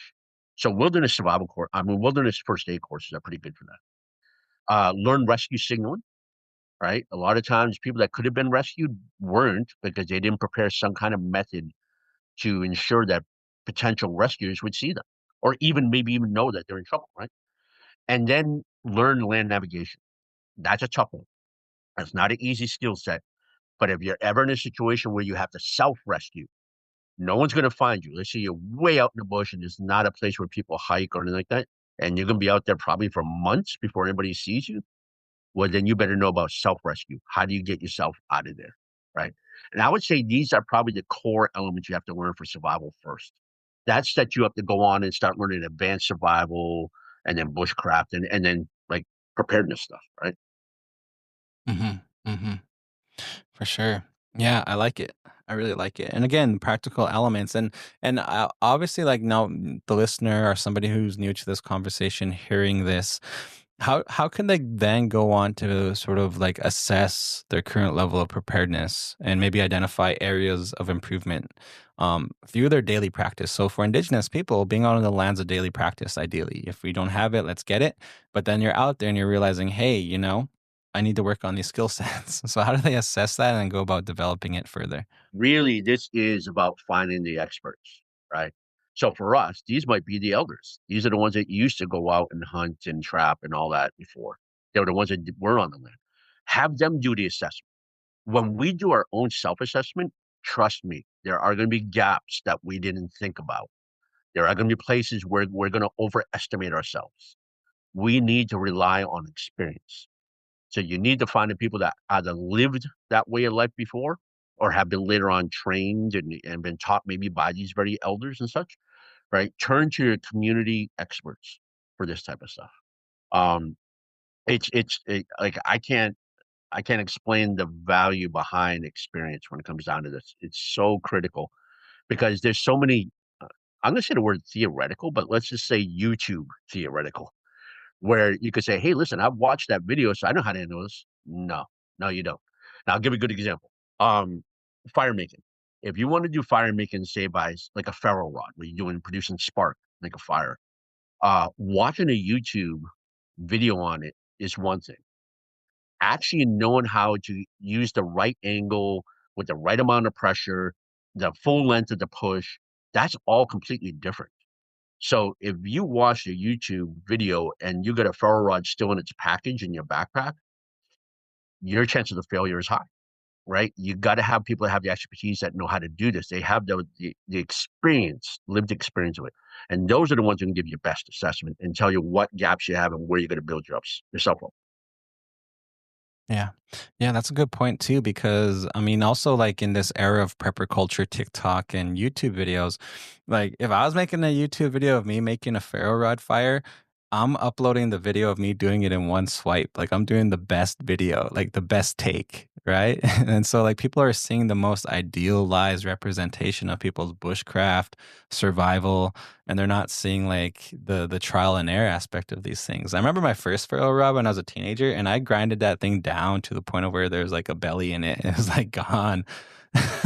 And I'm glad I did, right? Because I'm pretty confident with a certain style of ferro rod and a certain length. Like even that, I would never buy one of those little small little guys because my first ferro rod was a pretty good average size one, like a decent size, and that's something I always tell my nephews is like, you gotta learn how to make a fire with a ferro rod, man. Like that's gonna make or break, I think, anybody. And it's impressive when you know how and then just go from there. But yeah, like this YouTube culture really shows the idealized best versions of people that may not necessarily exist out on the land. My theory is that YouTube survivalists would probably be the worst people to get out on the land with. I mean, yeah, it could be because then you get the wrong impression, right? I'll give you an example. Bow drill fires. If I was a YouTube survivalist, I am not going to sit there and have you watch me try to get a fire going with a bow drill that takes 45 minutes to get an ember. That's not good watching. I'm just going to skip ahead 44 minutes and just let you see a few kind of swipes with the bow, and then magically there's an ember, right? Only because I know no viewer is going to sit and want to watch that, right? And that skill set is not easy. Like I remember having students that were at their bojo for over 2 hours before they produced any kind of ember, right? They had to really be determined. So it's one of those more advanced skill sets. Like I use ferro rods as a way of teaching how to do by spark, which is easier, right? But it's true, like you got to have some practice at this. You got to have some practical experience to be able to do it before you realize how tough it is and what kind of skill you can develop. I just finished a cold weather survival course up in Unison, which is it's in Chilcotin territory. And one of the exercises, it's a culmination exercise. So we practice all this fire making and fire making by spark for quite a while. The culmination exercise is called the 6-minute test. It's also called the cold water immersion test because it replicates a real life survival scenario. What if you fall through the ice? You are now soaking wet and you need to create a fire to stay alive, right? Typically, if you are in freezing conditions and you are wet, you got about 6 minutes before you can't use your hands anymore. They can get too cold. They can be like just claws, clumps at those points, right? And you can't do the kind of, the more minute kind of work that's used around either getting a lighter going or getting a spark. So you have to get that fire up in 6 minutes. So I have students practice like for a day and a half over and over with repetition to get good at this. So when it comes time, they do their 6-minute drill. And I usually we'll break the ice and we'll put them in the water and I'll watch till they get to the point of cyanosis where their lips are starting to turn blue because they're in pre-hypothermic conditions at that point. Then I pull them out and they have to get their fire going in less than 6 minutes. Soaking wet. All they do is go in with just shorts. So you imagine walking on the snow and ice, get into the water neck deep, and now you're freezing, come out, you can barely function, and you got to get a fire going by spark in 6 minutes. That's what I mean by experience, because now you put this in a realistic scenario, and the only way you would even anticipate that is through experience, knowing how good the standard of that skill has to be in a real life situation. Yeah, that's intense. And yeah, like, yeah, for me, like I remember like I never been immersed in water like that, so I don't know how I would react, right? But then at the same time, I could probably hear some people saying, "Oh my god, like why would you do that? Why would you do that?" But yeah, like these skill sets and experiences are pretty valuable, especially for people who want to be in those positions ultimately of Yeah. danger, right? Because being on the land could be dangerous. It is dangerous. Like it's not a romantic notion, and so those experiences for that certain type of people would probably make a lot of sense. But then at the same time, for some of our listeners, like, I mean, if you need me to make a fire for you, it's cool. Yeah. Well, we joke about the idea that some of us will be fire gods and the rest of us will be water collectors. Right? Yeah. Yeah, there's a place for Yeah, there everybody. is. Yeah, we There need is. we need water to yeah, we need some warm water here. Yeah, it's true and that makes a lot of sense. I remember making cold weather fires in a blizzard and in the rain, and that was sort of the extent I took that. And I wouldn't even say like I would never ever call myself a fire expert just Yeah. yet, but I mean there's certain experiences that I put myself in, and I always tell people that it's like go out and make a fire, like that's just the fundamental of life. Playing with that concept of home fire, right? That's a very valuable cosmological relationship we have with our communities and our family is that we need a fire. So who's gonna learn that skill set, right? And be able to do it in stressful conditions. Hmm. Yeah, and it literally is a stressful situation when Yeah. when you put yourself in it, and it's not easy, right? And I know everyone's probably thinking about their matches and their lighters right now, but no, we gotta have ways to do it. Multiple ways to do it. So one of the questions I wanted to ask you, because I get this question from some people who are from like urban centers or not necessarily have the land-based relationship we grew up with, because we grew up with uncles who are really practical, cowboys. Like, no, we were always told you need to have a good axe, you need to have a knife with you, you need to have good Yeah. quality footwear, you need to have boots, don't wear your sandals. Like I still can't wear sandals because of, my uncles noticed if I was ever wearing indecent footwear, so I'm a boot guy. Like I always wear boots or to a certain extent I'll wear sneakers, but even that, like I have a hard time leaving my boots. I always have them around because I don't know if I'm going to need them. I'm Um the same way. I'm the Yeah. same way. Yeah, so people tend to say, well, what, like, are you gonna carry an axe with you all the time? Well, for me, I do. Like, I have one in my vehicle. I have my good axe here. So like that skill set applies to like my modern practice. That's just how I was raised. That's what I have. People know that we all carry knives. We're out on the land. Just opening up your mail, you need a knife. Things like that. But what role do like our traditional and our indigenous knowledge systems play in terms of being practical in terms of resilience and preparedness, but how can we integrate this into the modern lifestyle? So, like for me, like, I always tell people, make sure you have a good quality axe, make sure you know how to use it effectively, make sure you know how to procure wood and like, you need a fire for your family outing, your family barbecue, like utilize the skill set there. But there's this tendency to abandon those knowledge systems. Like, why do you not have that knife? Or why do you carrying a knife around? Why do you have an axe in your car? Why do you have your cold weather kit in your car? And it's like, man, we live in rural Saskatchewan. Like, who doesn't have a cold Yeah. weather kit? So yeah, like I want to answer those questions because I feel like in the back of people's mind there is this comfort that exists in today's world that is pretty dangerous. It's a pretty dangerous lifestyle to have where you're not prepared. Yeah, if we were to tell people that, like, here I am in Vancouver. I say you carry an axe and a knife around, you're gonna get shot. Hmm. You're a native guy with an axe and a knife. Cops, VPD is gonna shoot you. So how do you maintain these kind of practices and stuff? So one of the things, remember earlier I talked about in survival, one of the first things you gotta develop is a mindset.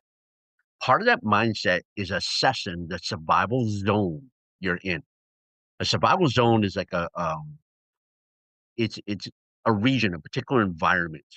So I'll give you examples. So a woodland environment, a woodland survival zone is different than a desert survival zone. That's different than a jungle survival zone, and that's different than an Arctic survival zone. Each one of those different survival zones require different skills and different tools. Now, there's another one we don't think of as a survival zone, but the urban survival zone, right? So we know um, if I was out in the jungle or if I'm out in the mountains, I can carry an axe. I can carry a knife, right? I could do those things. I don't have to worry about being confronted by police seeing me as some kind of suspect, right? So I could do that. And matter of fact, not only could I do that, you should be doing that. Even if you don't think you need that knife or axe, it's a good idea to have that stuff to be prepared, which is a survival mentality, being prepared for worst case scenarios, right? So even if I have no intention of chopping down a tree, it's very smart to be carrying at least a hatchet. And if not, know how to use a big knife, right? So you got to match the tools to the correct survival zone. So here in an urban environment, I still carry some tools with me, but they're not the type of tools that you're going to see like a big knife or a hatchet. I'll carry other tools like a Leatherman is an excellent example. I could use a Leatherman to address a lot of survival needs in an urban environment that I might have to be in. A small knife, like for instance, a folder. I usually don't recommend folders because they're more fragile than a fixed blade. But if I'm in an environment where we call it non-permissive, where carrying a 6-inch blade on my hip will get me in trouble, I have to find some substitutes, right? So you could carry a really solid folder as one potential. It doesn't hurt to carry a lighter, right? Like that, anybody could carry a lighter with no problems. So I'm already starting to address some of survival needs just by having those tools. So you conform the survival skills and tools based on the survival zone you're in and develop the mentality to have discipline to carry it with you all the time when you need it. And as you said, an extension of that is to have your vehicle prepared. You have vehicle emergency kits that will have more extra tools and resources that you need. And now I just spilled the beans that, there's a emergency kit in my minivan here for my girls. Uh-oh. I know. People got to be on the lookout now. Yeah. Yeah, and that's a good point because I do notice that, some people who may not necessarily have the land-based relationship tend to gravitate towards certain tools. So like in the UK, like they banned zombie knives or, Okay. a machete becomes like a common tool for some people to acquire for whatever reason, but like a machete doesn't necessarily work too well on the prairie. And that's why we're sort of like hatchet driven or axe driven, right? Because our trees, like it's not going to necessarily take down our trees here if we need to build a shelter or make a fire. So I really like how you pinpointed like, these skill sets and the survival zones, your conditions and your environment basically determine how to go about this. Well, you nailed the perfect tool to talk about this. The idea of the machete versus axe. If you really want to understand survival zones and selecting tools, that's a great way to look at it. If I'm in a jungle, the machete is king. I could do so much with a machete, like obviously clearing the path, but making shelters, making water filters, all that stuff I could do with a machete, right? But in a northern environment, a thin blade cutting into a big tree curves the cut, making it inefficient. So trying to cut down a tree with a machete is not very effective in the northern environment, and that's why we switched to axes. So part of survival Mhm. mentality is recognizing those survival zones have a certain demand on survival tools and survival skills. So that's what I'm saying. Mhm. There's a lot to this in terms of developing the right mindset and the right skill sets. And I like it. And that's caveat of safety too, right? Because for some of us being visibly indigenous, the fact that we have a folding knife may attract certain attention. Like I'm big on buying. I buy bright colored pocket knives, like the folders, like a bright color that doesn't look too tactical, doesn't look too, threatening. And I'll say it's a letter opener or something Yeah. like that. And I never really get questioned on it, but I know a lot of young guys out there, young people who think this way will gravitate towards things that look a bit suspicious. Yeah. So I want to throw Yeah. that caveat out there. Oh, that's a whole market, right? It's creating the tactical kind of stuff, and that's how they sell it because it looks deadly and all that. And there's a lot of people buy it just for that reason, not for its function, but just for its looks. Sure, definitely. I'm thinking about my nephews right now too, because I know they're big on starting to learn some of these skill Okay. sets and pinpoint their tools. So I want them to hear that part, Yeah. Yeah. telling them in a nice way that the tactical, nice kind of bullshit. Yeah. It really is. It really is. And that's how you could tell like professionals from amateurs a lot of times. Hmm. People have real skills. They'll look over and they'll say, oh, okay, that's a beginner because they're choosing tools that are based more on looks than they are on function. And not just any function, but Hmm. function for the environment you're in. Yeah, I like it. One question I ask people every time is what key readings or resources would you recommend to Indigenous folks and maybe even settler folks to dive into? Oh, that's a tough question. I read a lot of, and here's the thing, my reading list is boring because I read mostly manuals, right? Mm. Like I do, like, I read a lot on stuff that does like colonial critique of colonialism and stuff like that too. But I read a lot of manuals, and I really can't find one particular manual I could tell people like, hey, go grab that manual, and that's great. There's probably you'll have to draw on several manuals if you're looking at survival. Specifically, we're just talking survival. And these are classics. Like you could say, look at the SAS Survival Guide. That's a classic for survival skills. It's been around for like decades now, I think. Also, you could probably get online and download a free copy of the U.S. Army Survival Guide. I wish I could tell you the FM. It's called FM because it means Field Manual, but I don't remember the number on it. However, don't think of it as like the end all and be all of survival because it has some mistakes. Now, internally in the military, there are these specific instructors that teach what's called SEER, survival, evasion, resistance, escape, and it's taught to like special operations. These instructors kind of put their field notes together, and there's a very hard to get manual, and I think it's called 6 ways in, 12 ways out. And really, they're the ones that are like claiming bullshit on the U.S. Army Survival Manual, saying where some techniques work and some don't, and it's based purely on their own experience and teaching these things, right? So if you ever see a copy of something like that and you want to build your survival skills, that's really helpful, right? That's really helpful. What I can't recommend, and I really wish I could, is like an indigenous version of what's our perspective of a survival man. What would that look like? Like how do we teach that? And maybe there wouldn't be because maybe this isn't meant to be in print. It's meant to be more like oral tradition and an experiential learning, Mhm. land-based learning type of thing. Mhm. So maybe it's not ever meant to be that way. But if I really Mhm. wish there was something I could use, at least as a primer, to say there is like an indigenous survival manual that approaches this differently, and you can look at it based on your homeland skills, right? Mm. So yeah, I'd say, in the beginning, look at the SAS Survival Manual, the U.S. Army Survival Manual, and then if you ever get your hands on it, look at 6 ways in, 12 ways out, and that's like it's more than just an appendix to the U.S. Survival Manual. It's also a critique. Awesome. Cool. Anything else you'd like to add? Any shout outs you want to give? Yeah, actually, I think the probably the most important shout out I can make is really to my daughter. Probably one time I Mm, get a chance to get her to sit down and listen to this. My daughter's been through a lot. She's health wise, she's made it through so much, and she's done it with such a good attitude. She's been such an inspiration, right? It's a reminder of how we could approach hardships with a certain kind of mentality, right? And she's been in for a while, a life or death situation, ICU for several months and stuff. And she really is able to maintain kind of this go forward mentality. This is what we would hope for in a survival situation. Somebody who has that strong will to live. mhm. And she's really demonstrated it so well.